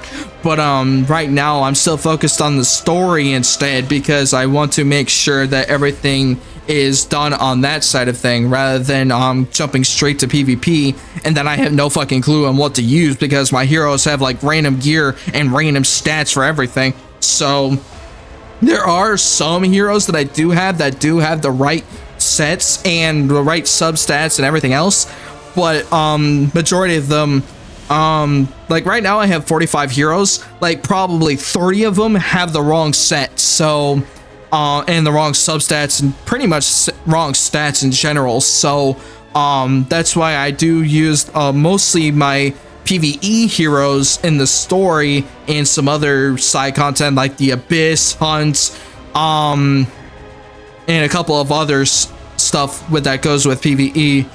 But yeah, with PvP, on the other hand, I don't have a lot of thinking when it comes to that side of things. Oh, hell yeah, I'll take the Covenant bookmarks, thank you. But yeah, for PvP, I'm not really thinking that far ahead because I don't have a lot of heroes to work with, because majority of my heroes that I have right now are mostly for PvE. So, some of them I do have for PvP, but I'm not building them yet until I get to that certain point for PvP to actually start my journey on it. But yeah, right now it's not really the biggest issue that I have. But yeah, you're probably right. I may be overthinking this. I probably am overthinking this a lot. And it's just how I kind of see things right now. So I'm trying to figure out that what works best for the heroes that I'm going to be using later on in the game. And for the sets that I have right now, it's very random still. So I don't have a lot of a thought process when it comes to PvP specifically. But when it comes to PvE, I'm perfectly fine. But PvP in particular, nah, my mindset is like not even on the low bar. It's not even there. I don't have the highest standards when it comes to majority of the PvP players that play this game. I'm starting to see the problem. You're seeing equipment and groups of sets that you swap between characters, and that's not how it works. Oh, that's probably why. What is the right way anyway? Because I've been mostly seeing, whenever I look at my heroes, I look for specific gear that actually works for them, and depends on what I'm using them for. Like PvE, then I look for sets that work for them in PvP or PvE, but I want to go for sets like for certain PvP heroes, like I got for Kali, Hecate, Lady of the Scales, Archdemon Shadow. I want to go after PvP sets so that way I know when I'm ready for PvP, then I can actually go after that instead. But yeah, right now majority of them I'm using for PvE because I don't have the sets for them that works for them. And like I said before, the majority of the sets that I have are very randomized because the substats and the main stats are very random. So some of the sets that I have right now doesn't work for a lot of my heroes. So that's why I'm having a lot of an issue when it comes to PvP. So, and majority of my sets only work for PvE. And Ruiza, I was thinking of using her for PvP, but I only have 2 pieces that actually work for PvP, and the rest of the set that I got for her is only for PvE. So, and sure, some of them right now is crit damage and some attack a little bit, but I probably will be increasing her attack just a bit more, and I need to increase her speed. But right now, majority of the kits that I have for her, her set doesn't really work because I don't have the high enough speed. I need a high speed for her. So that's the biggest problem that I have, because I'm seeing a lot of these PvP players that have like over 270 speed, and I'm like, how the fuck do they get that high? Like, their RNG is so damn high, that's kind of insane. Unless the one thing that I'm thinking of is the one thing that I can't really do, and if I go to it, it's actually way down here. I'm probably betting majority of the PvP players go after this. Because I don't have this. I don't have the money to use this.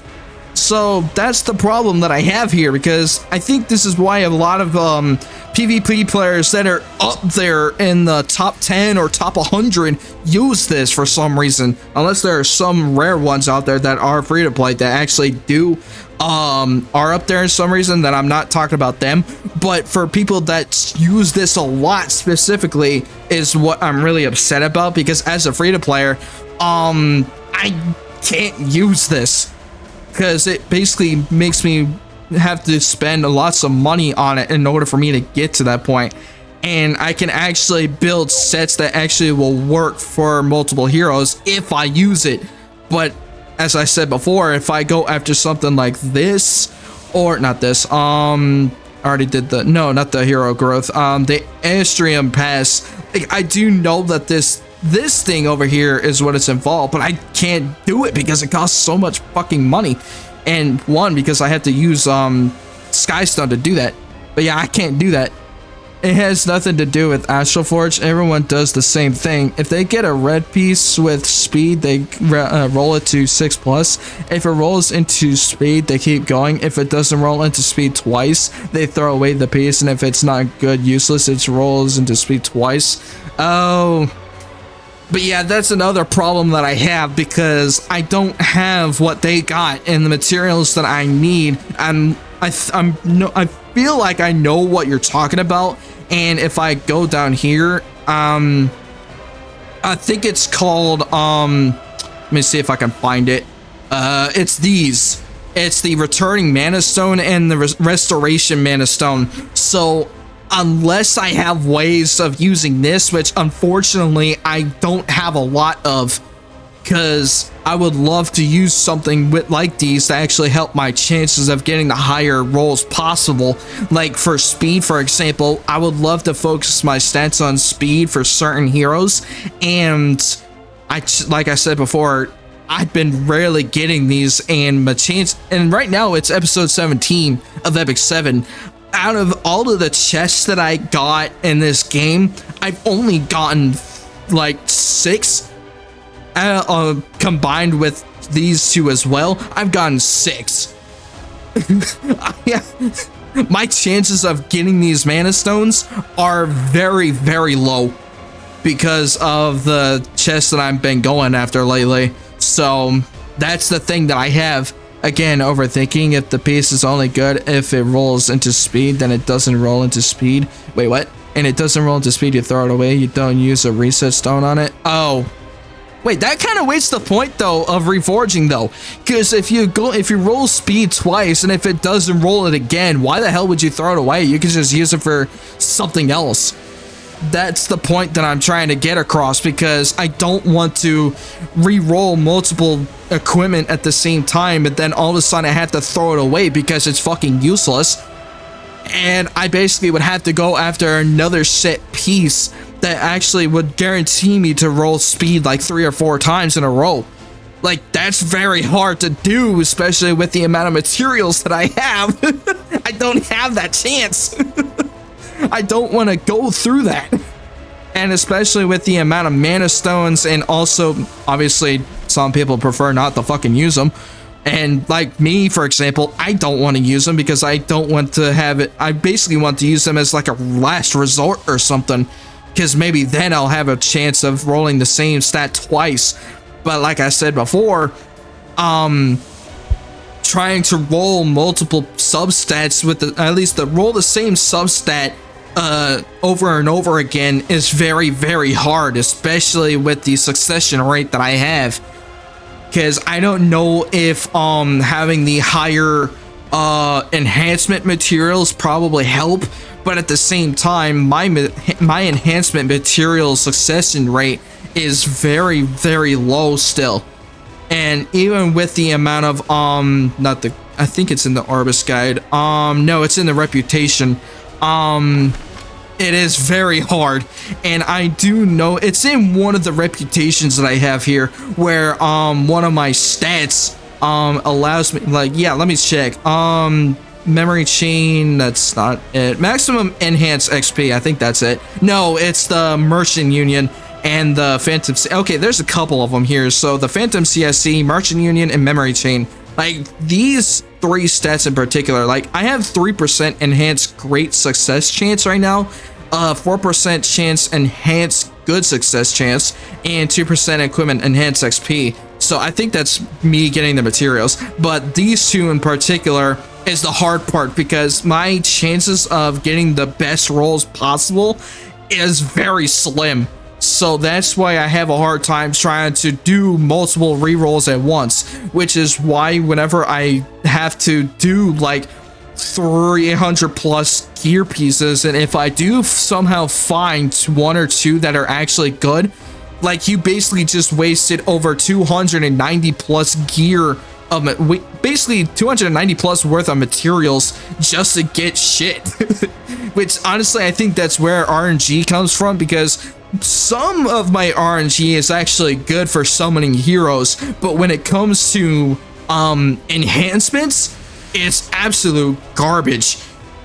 So that's why I try to stick with gear that I got right now, because it actually works with what I do, and most of it is only in PvE. But if I did PvP, then yeah, my mindset would immediately switch, and I would probably overthink like to hell and back, trying to figure out what gear works for them, what doesn't work for other heroes, and if I have one set that actually will work for multiple heroes, I have to make sure that I have the best rolls possible, so that way I don't have to worry about using gem modifications.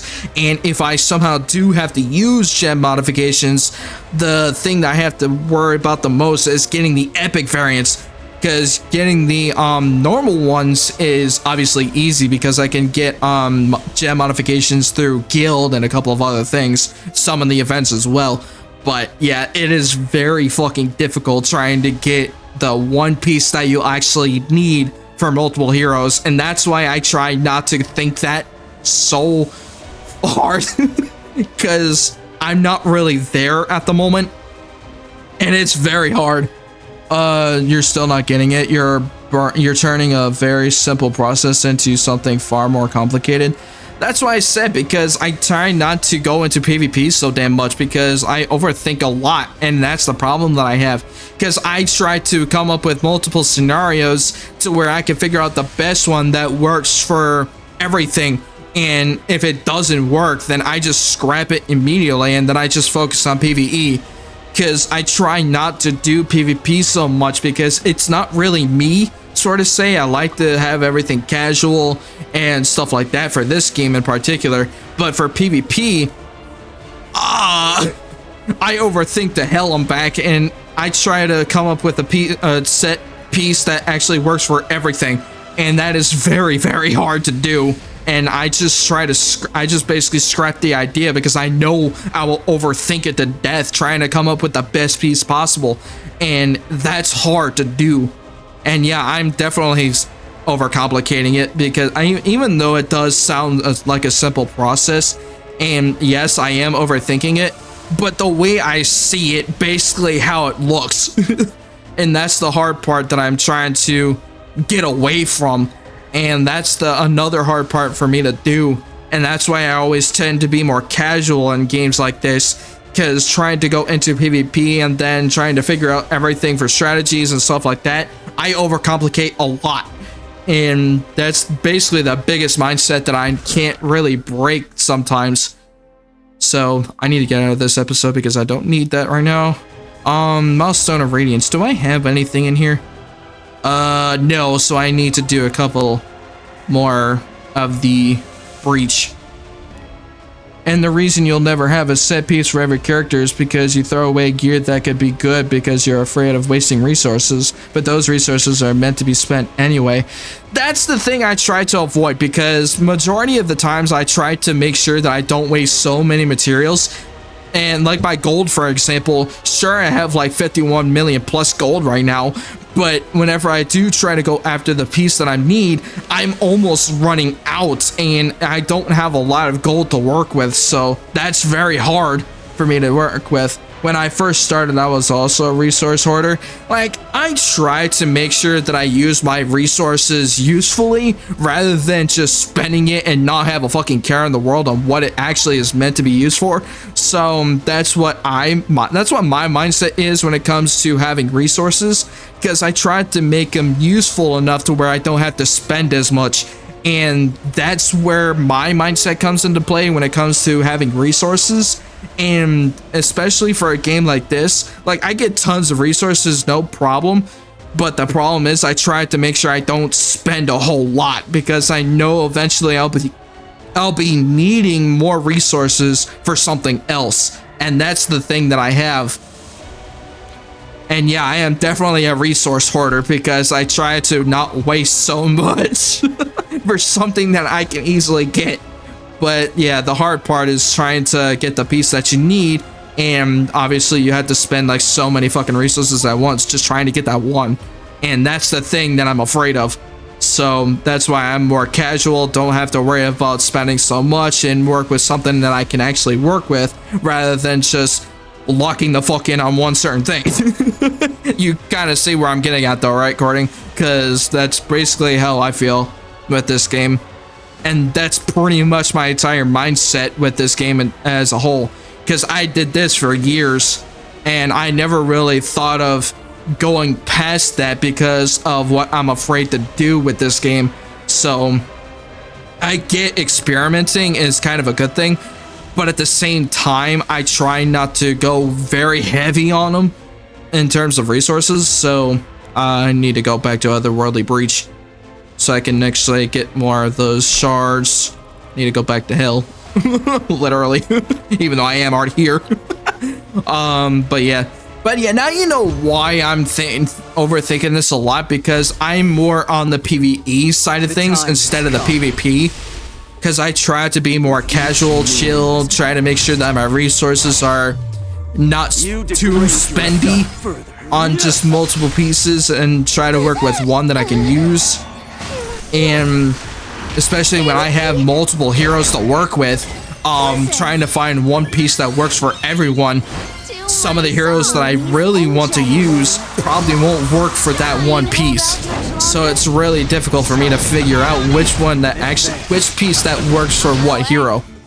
And that's the thing that I don't have right now, because I don't really understand majority of these kits yet, because the ones that I'm using right now, like these heroes for example, I know exactly what their kits are, and they pretty much are using the exact same 4 kits except for Tamarine. So I know exactly what kits works with them.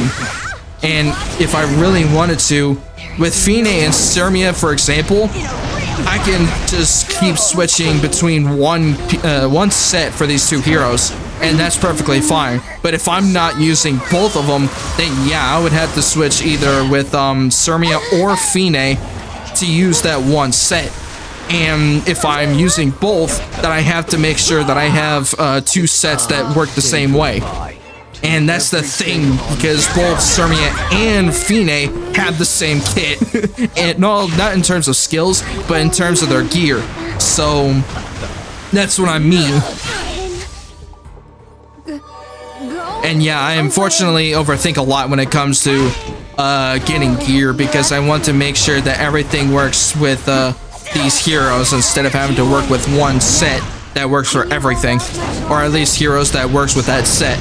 So especially if I'm going to be using multiple heroes in one sitting, like if I'm in PvP for example, and if I have like 2 or 3 heroes that use the same set, then I would have to be careful trying to switch with one set, because I would have to recreate that same set for all 3 heroes.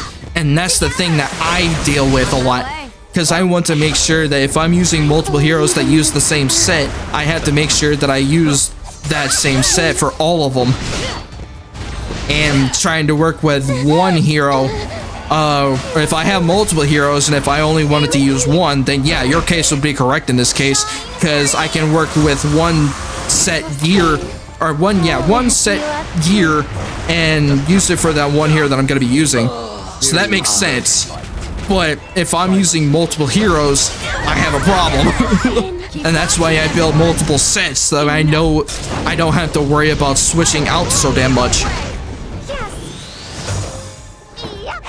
And yeah, the hard part is trying to get substats and the main stats that actually work for them. And yeah, I try not to reroll substats so much, because trying to reroll substats, not in terms of like their modification gear or rerolling stats to make them better.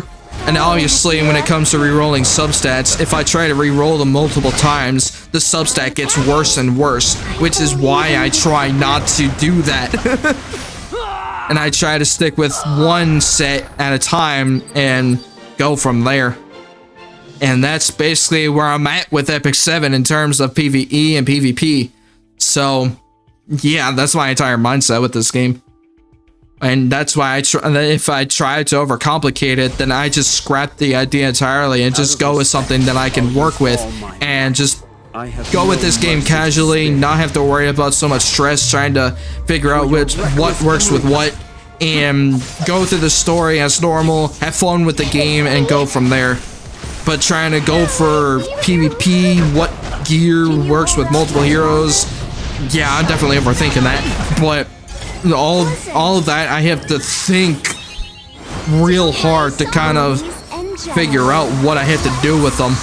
And that's the biggest thing that I have to worry about. I'll wrap you up too. How about we try a little harder? There is no mercy in a real fight. Here. Nice. Ow. There's nothing more. But yeah, now you know where I'm coming from. Than the arrogance. Because I'm pretty much casual with this game entirely, so that's why I'm not really much for PvP in this case.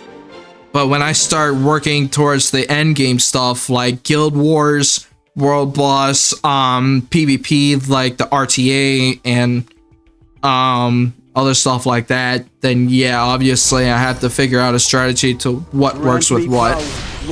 And that's just hard. Especially with the amount of gear that I got. And now that I got 6 new sets of gear from the new era update that they did, now we have to figure out what the hell works with what with those sets. Listen. So I'm pretty much gonna throw myself in the fire and see what works. Can you hold out much longer? Shall we bet on it? Yep. Hold me till I can breathe no more. Together. On my way. Nice. Keep watching, everyone. Enough. Yeah, now you know where I'm at in terms of epicseven. So in terms of how I overthink things and how I play this game, I am more on the PvE side than PvP. Your fate lies on the tip of my sword. Well, there goes my Brieg. Stay with me. Yep.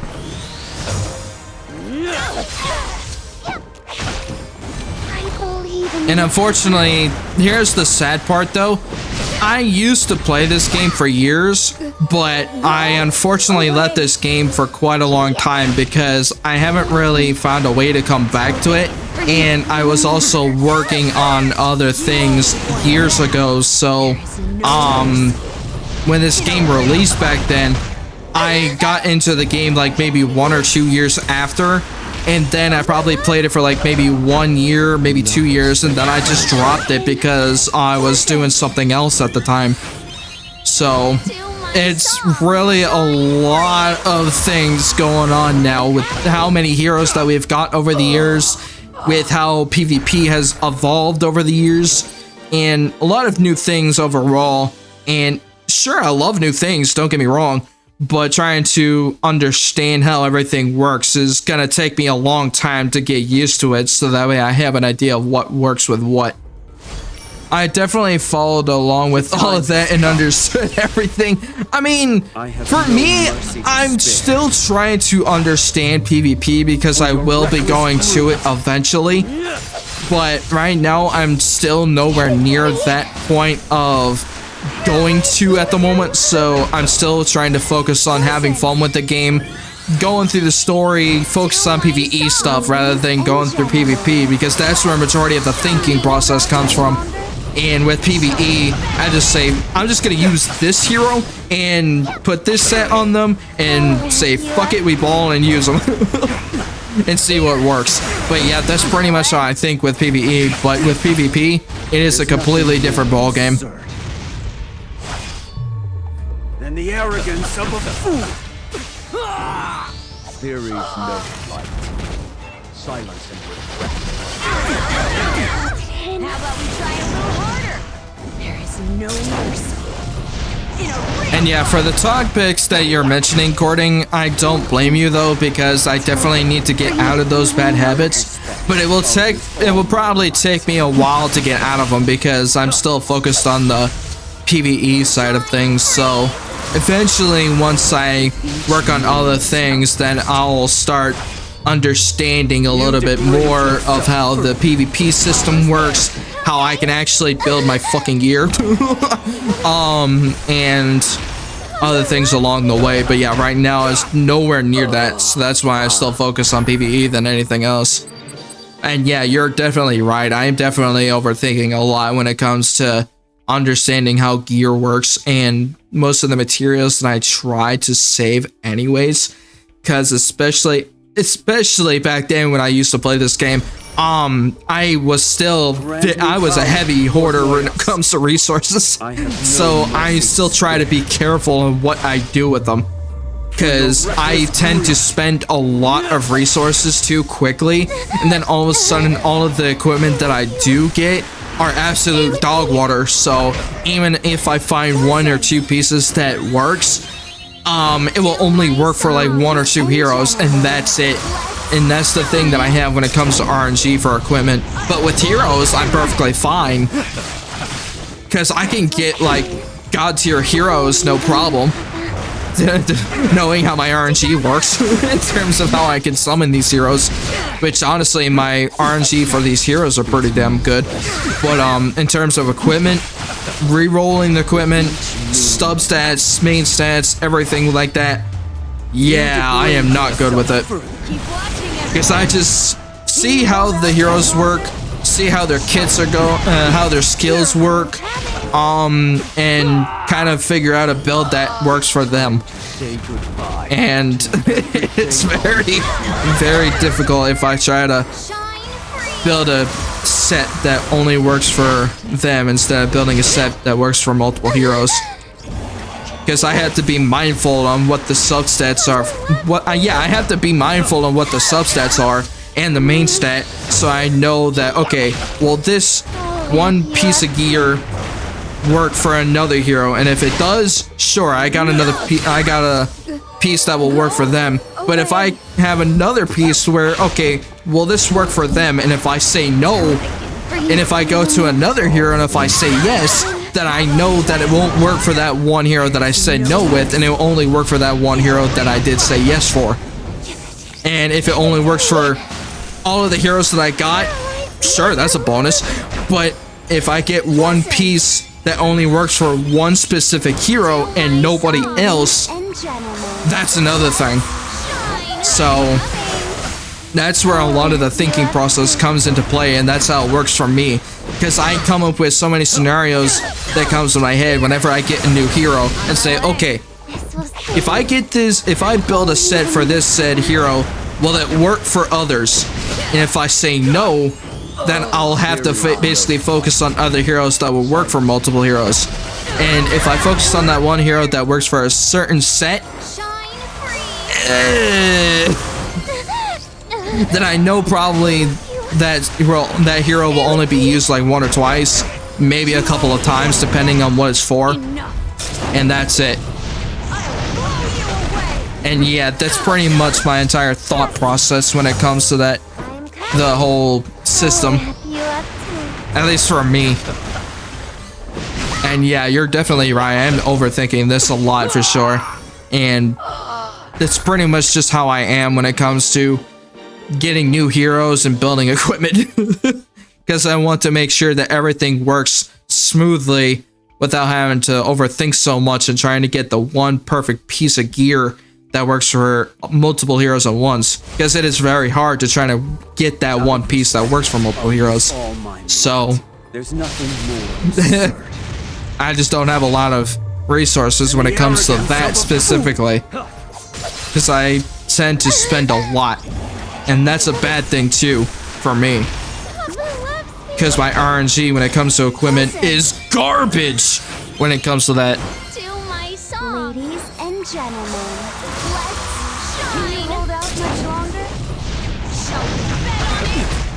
I wish it was better for me in terms of RNG for equipment, And if that was the case, maybe I wouldn't have to spend so much resources and actually have multiple. Well, maybe even if I do get lucky on most of the equipment that I do somehow craft and my RNG actually gets better, then maybe I can use multiple pieces out of that bunch and work with it. Then I don't have to worry about crafting like tons of gear. And then all of a sudden I just wasted like thousands of gold, millions of gold trying to get like one piece. Like the weird thought process that I have is like if I craft over 300 pieces of gear and one somehow only works, that's the biggest case that I have, because that's more of a con than anything else. And that's where RNG usually I don't like to play with.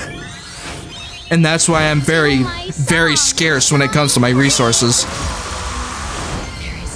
Because I have that scenario in my head and I'm like, okay, if I craft so many pieces of gear at once, and if all of them don't work, then why the fuck did I do this? Because if I try to do it again and maybe I get lucky, sure, that works. But at the same time, at what cost? The arrogance of a fool.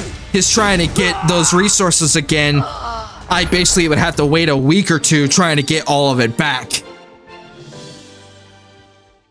And yeah, that's the hard part that I have running with when it comes to having resources. I'm very spendy when it comes to having resources, which is why I'm always scarce of spending it so much.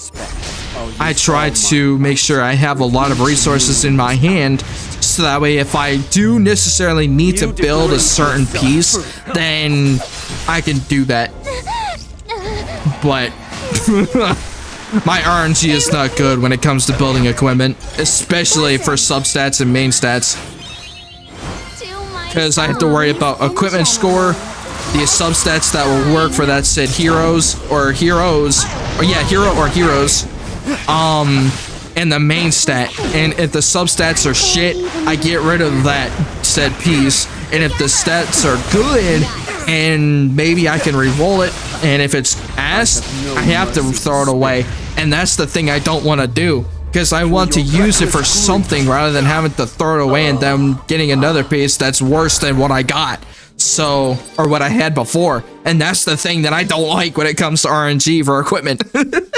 So it's a dumb process that I have for me right now, but it works for me, and make sure that I have at least an understanding of what I want to go for. I can get the best piece possible and reroll stats or enhance the equipment that I have. And if it doesn't work, I basically have to get rid of it and use it again for another source of materials.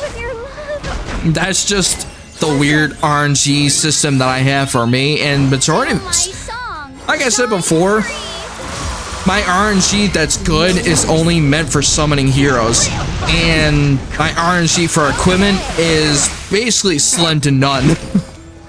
Because how it works with getting new gear is very, very difficult, especially if I have to try to get the equipment score of 30 or higher. And if I get somewhere below 29, I can't work with that.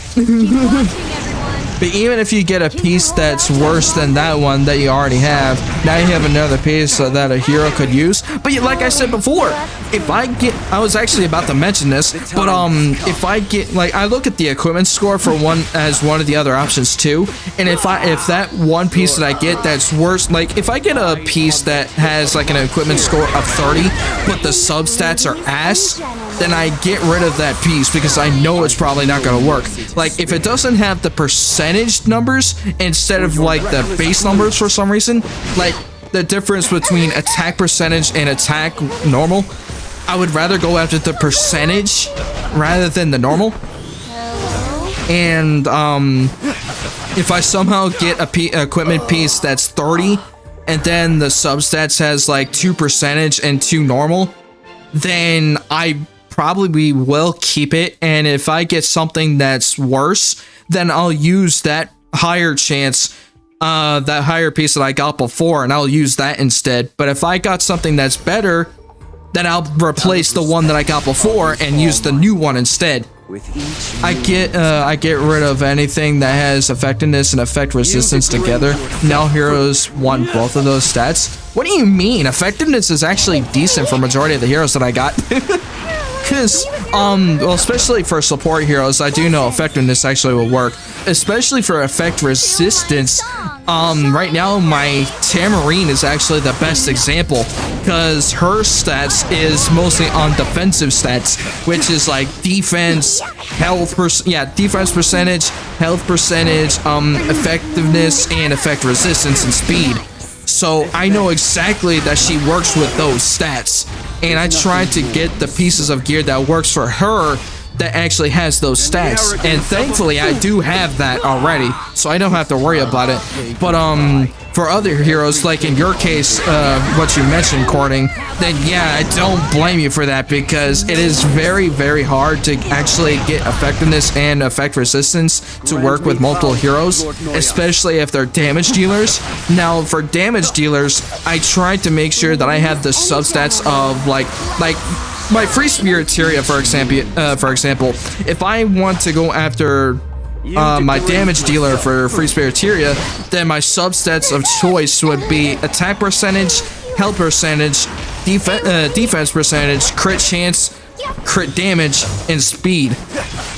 Now, if I do need some effectiveness, I probably would, unless I get like a good piece that has effectiveness and crit damage, crit chance, speed, or any of the others that I mentioned before, that I probably would be doing that. But it is very difficult, like you said before. It is very hard to get heroes that use effectiveness and effect resistance properly, if I had to say it like that.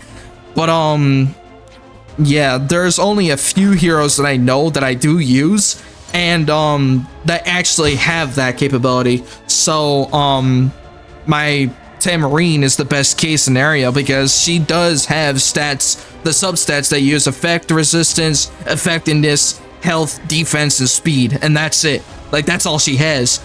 And I don't even use attack stats on her, because I know she's not really she's not even a fucking damage dealer or anything. She's meant for support, and her basic attack does damage by itself, so I don't really need to worry about attack percentage or attack base at all. So that's why I try not to that's why I focus on heroes that I know that works best for their stats, instead of trying to get pieces of gear that works for them. So that's why I try to make sure that I can balance everything out that works best for the heroes that I'm building.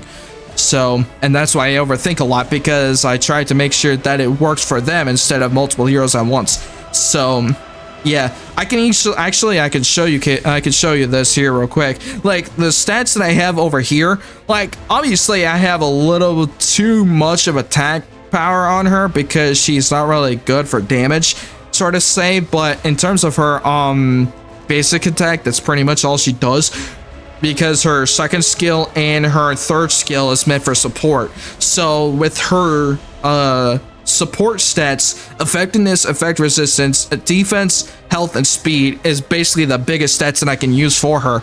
And with what I have on her, she basically has what she uses. So I basically found that out recently once I started building her. And yeah, once I start upgrading her memory imprints, she'll basically be a little better, and I can start using her as an actual tank, or if I really want my team to have a little bit more attack power, then I can switch to a release. But majority of the heroes, I use their imprint concentration, because I know it works for them and not for the entire team. Unless I'm using support heroes like Tamarine for this case, I'll probably use like attack and to at least buff my damage dealers. And if I really want her to survive a little longer, then I could go to her concentration imprint and use her as a tank. So I want to make sure that I have whatever I actually want to go for, then I can use her for whatever the case it may be. So that's what I basically have for her, because right now with everything that I got, is pretty much nothing but effect resistance, effectiveness, defense, speed, and health. So, and yeah, of course I have too much fucking attack power on her. And yeah, there was another one that I mentioned before, because the equipment score is 93, but that base attack is literally shit. So that's why it could have been higher if the attack was attack percentage, and maybe she would have been better. But yeah, some of these stats are kind of iffy. So at least with everything that I got on her, everything is percentage, thankfully. Well, except for 2 pieces, which this one also has defense base, and that's also another thing that I don't like, because the equipment score is kind of low. So if I had something that was better than this, I would try to re-roll this. And originally this effect resistance was maybe crit chance or crit damage, and I didn't want her to have damage stats because it wasn't meant for her. So I had to either choose between the base defense or crit chance or crit damage, and I chose the crit chance or damage to replace it with effect resistance, because I know it works for her. So that's why this set alone only works for her, and if I try to use it on another support, it won't work with what we have here, because it's not meant for the heroes that I'm gonna be using, because this only works for her. But her artifact though is actually one of the things that I do like, and it dispels 1 debuff from all allies and recovers 10.5% of each ally's max health after using a non-attack skill, which actually activates only once every 3 turns, but it's not too bad because it's not really meant to be a clutch artifact. But in terms of how long the fight goes, this is pretty much her best in slot artifact that I know that is effective enough. And obviously I haven't really limit break this because I haven't gotten this artifact a whole lot. But like I said before, my RNG when it comes to summoning artifacts and getting the equipments that I need for our heroes, it is very slim to none. But I can get like my RNG as high as possible when it comes to getting new heroes, because we did that. We literally showcased it that I got like a few heroes already right off the bat in this episode, so that was actually pretty interesting.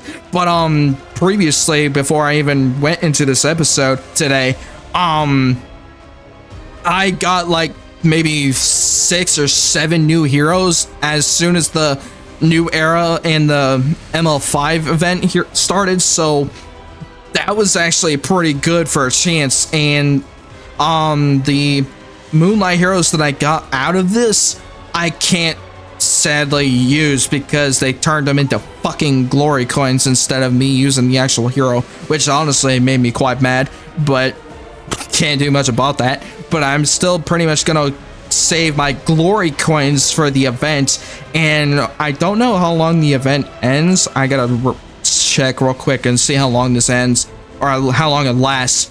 How long does this event last? Because I'm not entirely sure. Is there a way to check? Because I would like to know how long this ends, or yeah, how long this lasts. How long does this event last? Let me go to the other events, see if that will give me an indicator. Events. I'm not entirely sure. Well, I know this lasts for 35 days, so technically it's been 36. So I know exactly it's probably gonna last for a month, maybe. Mile of Rate. Okay, so that don't work. But unfortunately, the bonus is gonna end tomorrow, so I definitely gotta use this up as soon as I can, so I can actually have another chance of getting a Moonlight hero that I can use, because I would love to get another one. And hopefully I can fucking use it. Because the 2 Moonlight heroes, there was actually 2 Moonlight heroes that I got in this event, and that was Arbiter Vildred and Melissa, obviously, that was in the Moonlight event, but she's not a Moonlight hero. There was a second one, but I don't remember. But this was before I started the stream for epicseven, but I couldn't use both because I already owned them, so it turned them into glory coins instead.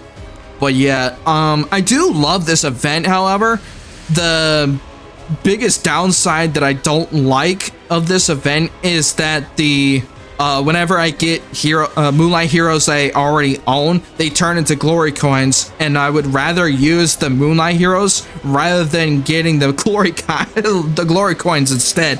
And I think that's more of how this event works anyways, because I can just go into the shop and select the Moonlight ticket selector here, and I haven't gotten that yet because I've just got the limited 5-star hero selector. And I actually got Holiday Euphina in this one, and some people actually told me that I should have gone AS Flan instead, and honestly I wish I did too, but I really wanted to get a hero for the Trial of the Constellations because I want to start going after heroes for that too. But it is just very, very difficult for some of the things that I want to do here. But holy hell. This event is actually really good except for that downside, but everything else is pretty good. But yeah, so far with how this event has been going, it's been pretty good, and majority of the things that we did in this episode is mostly on Otherworldly Breach, because the amount of shards, or yeah, the amount of essence that we get through this thing is incredibly insane. So in a good way, of course, but I definitely need to figure out a way if I can get more, or I think the only way I could get the maximum amount possible is through the Otherworld Breach, but that's about it. I'm not sure about the Abyss because I don't know if I can get shards in there. I'm probably gonna try it out once and see how many shards I can get out of it. So let me do one at least and see what I could do. Recommended formation. Oh, I have all of them.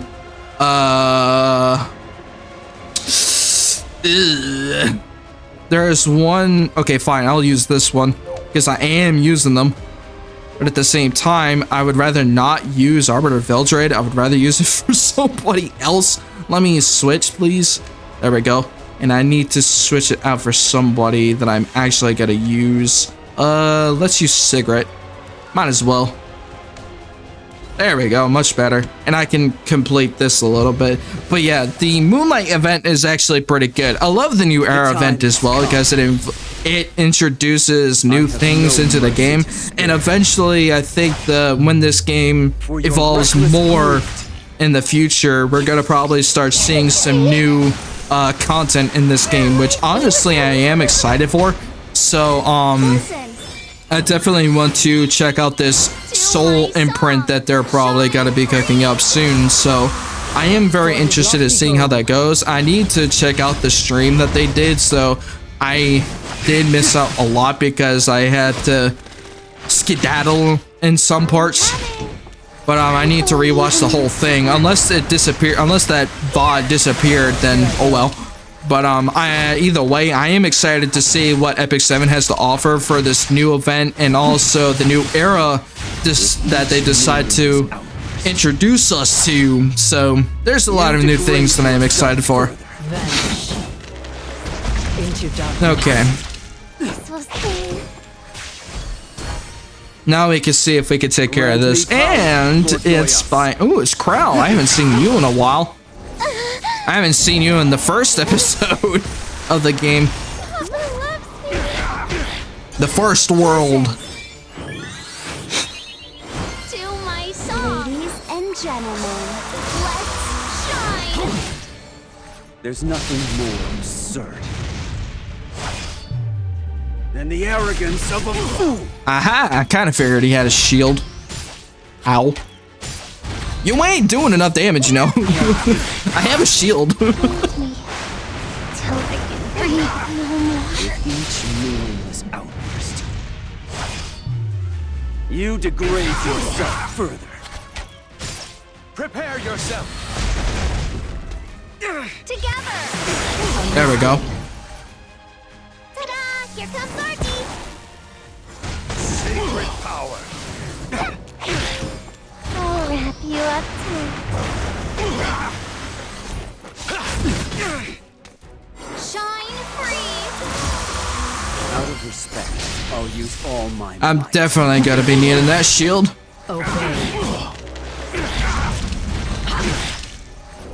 Of course he had another shield. Paralyze me with your love.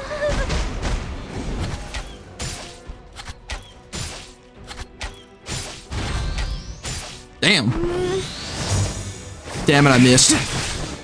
I have no Break his mercy shield! for your reckless greed. Damn. It took a lot to break his shield. This was fun. Hold me till I can breathe no more. This is your end. He summoned his shield again. Damn.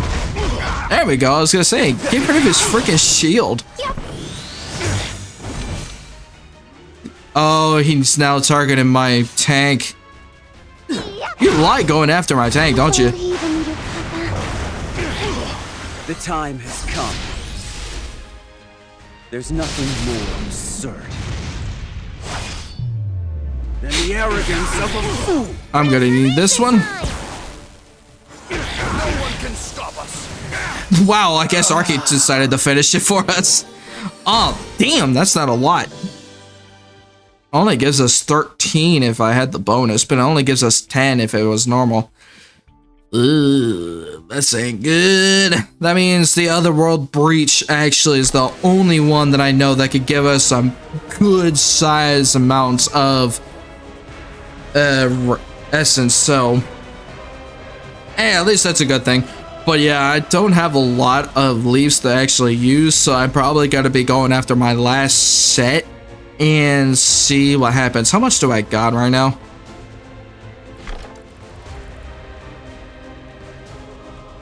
I got 10 left, which means that majority of my Otherworldly Breach, my spectral cores, I would have to use them with my energy.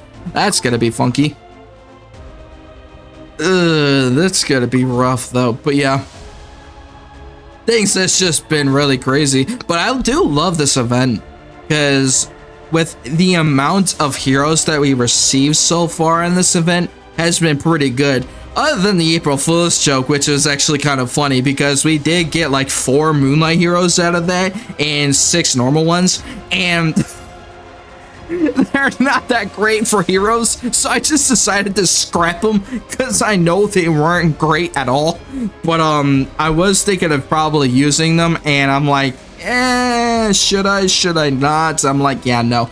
I scrapped them, so I actually got them for better materials instead, so that's why I actually decided to scrap them, because I knew that I needed epic blooms and a bunch of other materials as well, so that's why I decided to scrap the choke monsters, which is kind of funny. But they were the best heroes in the game for 2 days. I mean, hey, it works. But I know a lot of people probably use the choke monsters to actually use them in RTA, which was actually kind of funny. And I did see a couple of them in the rookie arena, and it was actually kind of funny. So hey, I was probably gonna be a part of that because I was thinking more strategic than anything else. I wish I joined that bit, but that's okay. But shit happens. But hey, at least we had a couple of ideas with the new monsters that came out, and also the joke monsters was kind of funny. But I was expecting, like, yeah, he even told us that the notification when I got it saying, oh yeah, you got like 10 new Moonlight heroes. So I'm like, are you serious, epicseven? You actually gonna do that? And all of a sudden it was the joke heroes. I'm like, oh damn it, they pulled my leg here. But hey, it was a funny haha. I wasn't too mad about it. But it was kind of, it got my hopes up a little because I really wanted to have more Moonlight heroes, but at the same time it was kind of funny, so I wasn't mad about it. But hey, at least we got a couple new heroes along this event as well. We got Kali, we got Lady of the Scales, which honestly she's gonna be my major PvP hero once I actually start building her efficiently. I got Melissa. I also received Knockwall. I also got let's see, where is she? I got Holiday Euphine, I got Tenebria, I got Kayron, I got Ren, I got Mort, I got Pavel, and that's it for the new heroes. So we got a lot of cool heroes that we did in this game so far, and for those that missed it, because I actually did them outside of this, so that's why I was showcasing you guys the new heroes that we received before this. So we got a couple new heroes. The new Moonlight event is actually pretty cool. I did get to see a couple of interesting milestones that we reached in this event, and I'm probably gonna do some of the stuff on my own to a little bit try to get another Moonlight hero and see if I can. And if they don't give me the damn Moonlight hero, I would be kind of big sad. But at least it can probably work towards getting the glory coins, and I can actually go after that damn Moonlight ticket. Ooh, it upgraded. Ooh, okay. I don't know what that's for, but oops, I actually went to my mailbox. Let me go to my chest. What is that, by the way? What was that? There it is. Level 85 popular equipment selection chest. Oh, it's for this. Okay, yeah, I'm not gonna use that yet because I do want to use it for something. So the one thing that I really wish I could do is if it would actually allow me to select the sub stats.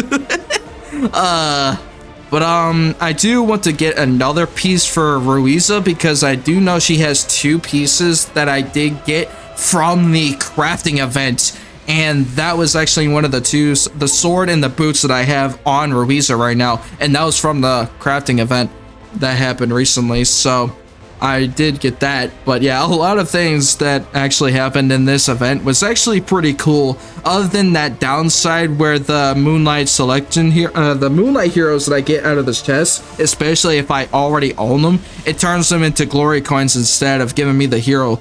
And I would love to have the hero instead of the glory coins, trying to go after that Moonlight 5 selection ticket. And I mean, it's a fair balance side of things, but I would still rather have to go after the Moonlight heroes that I get out of those chests instead of the glory coins. But hey, that's just my opinion. But a lot of things happen. A lot of people use the 9 poison cannon. Wait, what? A lot of people use the 9 poison cannon to clear Abyss. Really? Interesting. Because I don't think I have that.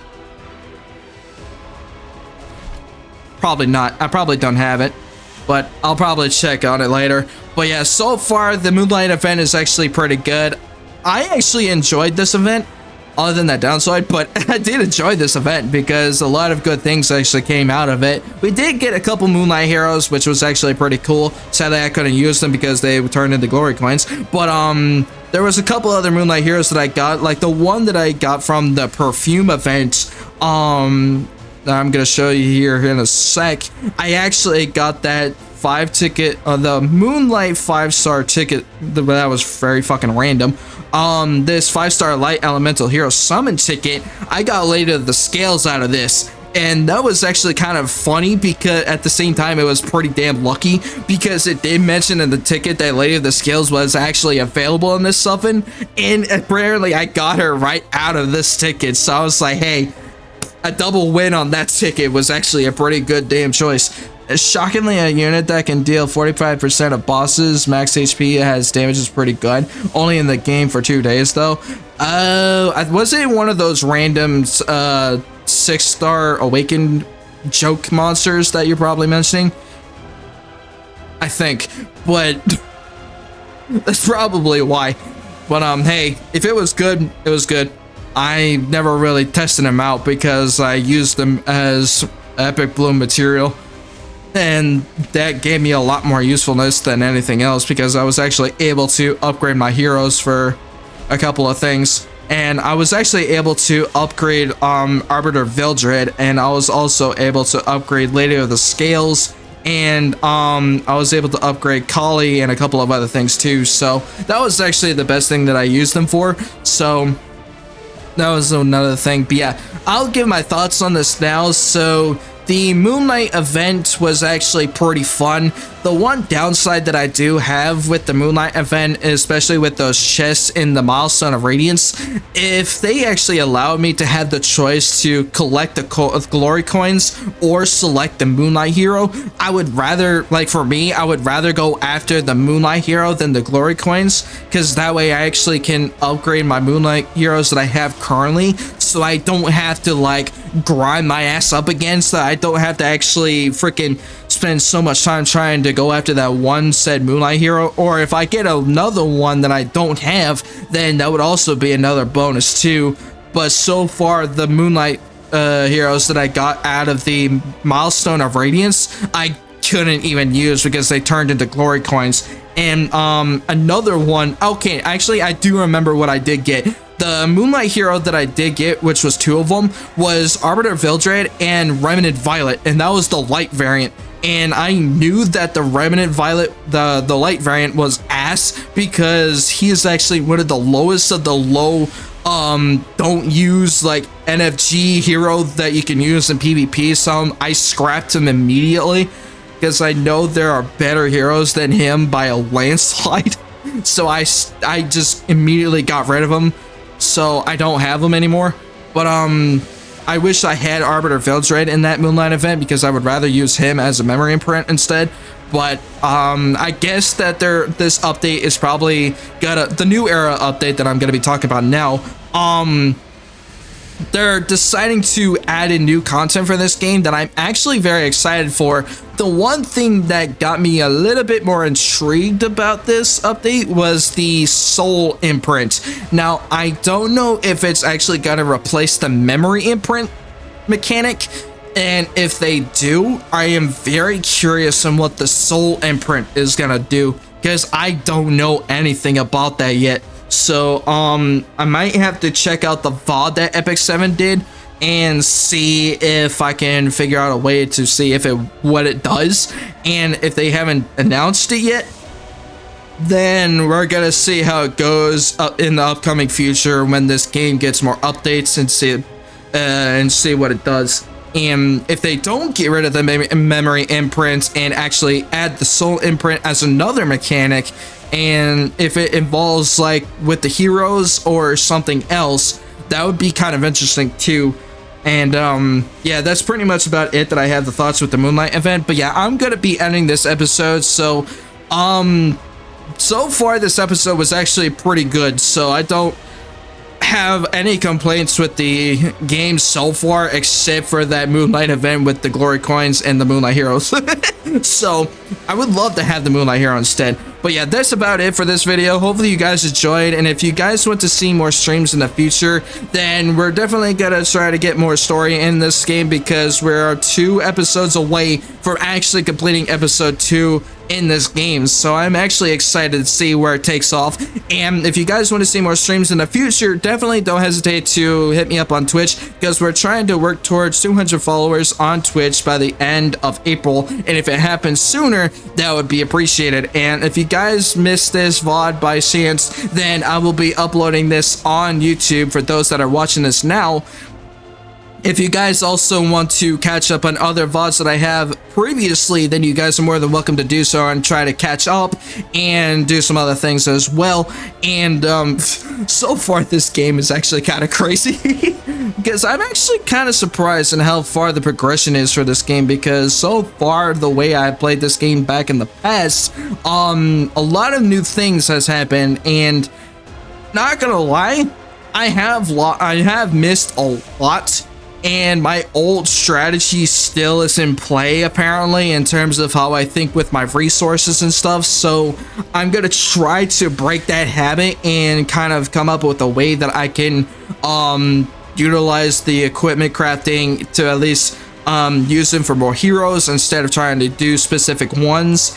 Because that's the thing that I'm still working on right now, because I'm in the PvE process still. But once I get into the PvP side of things, then I'm probably gonna focus on building one set for multiple heroes and see if I can do something with that.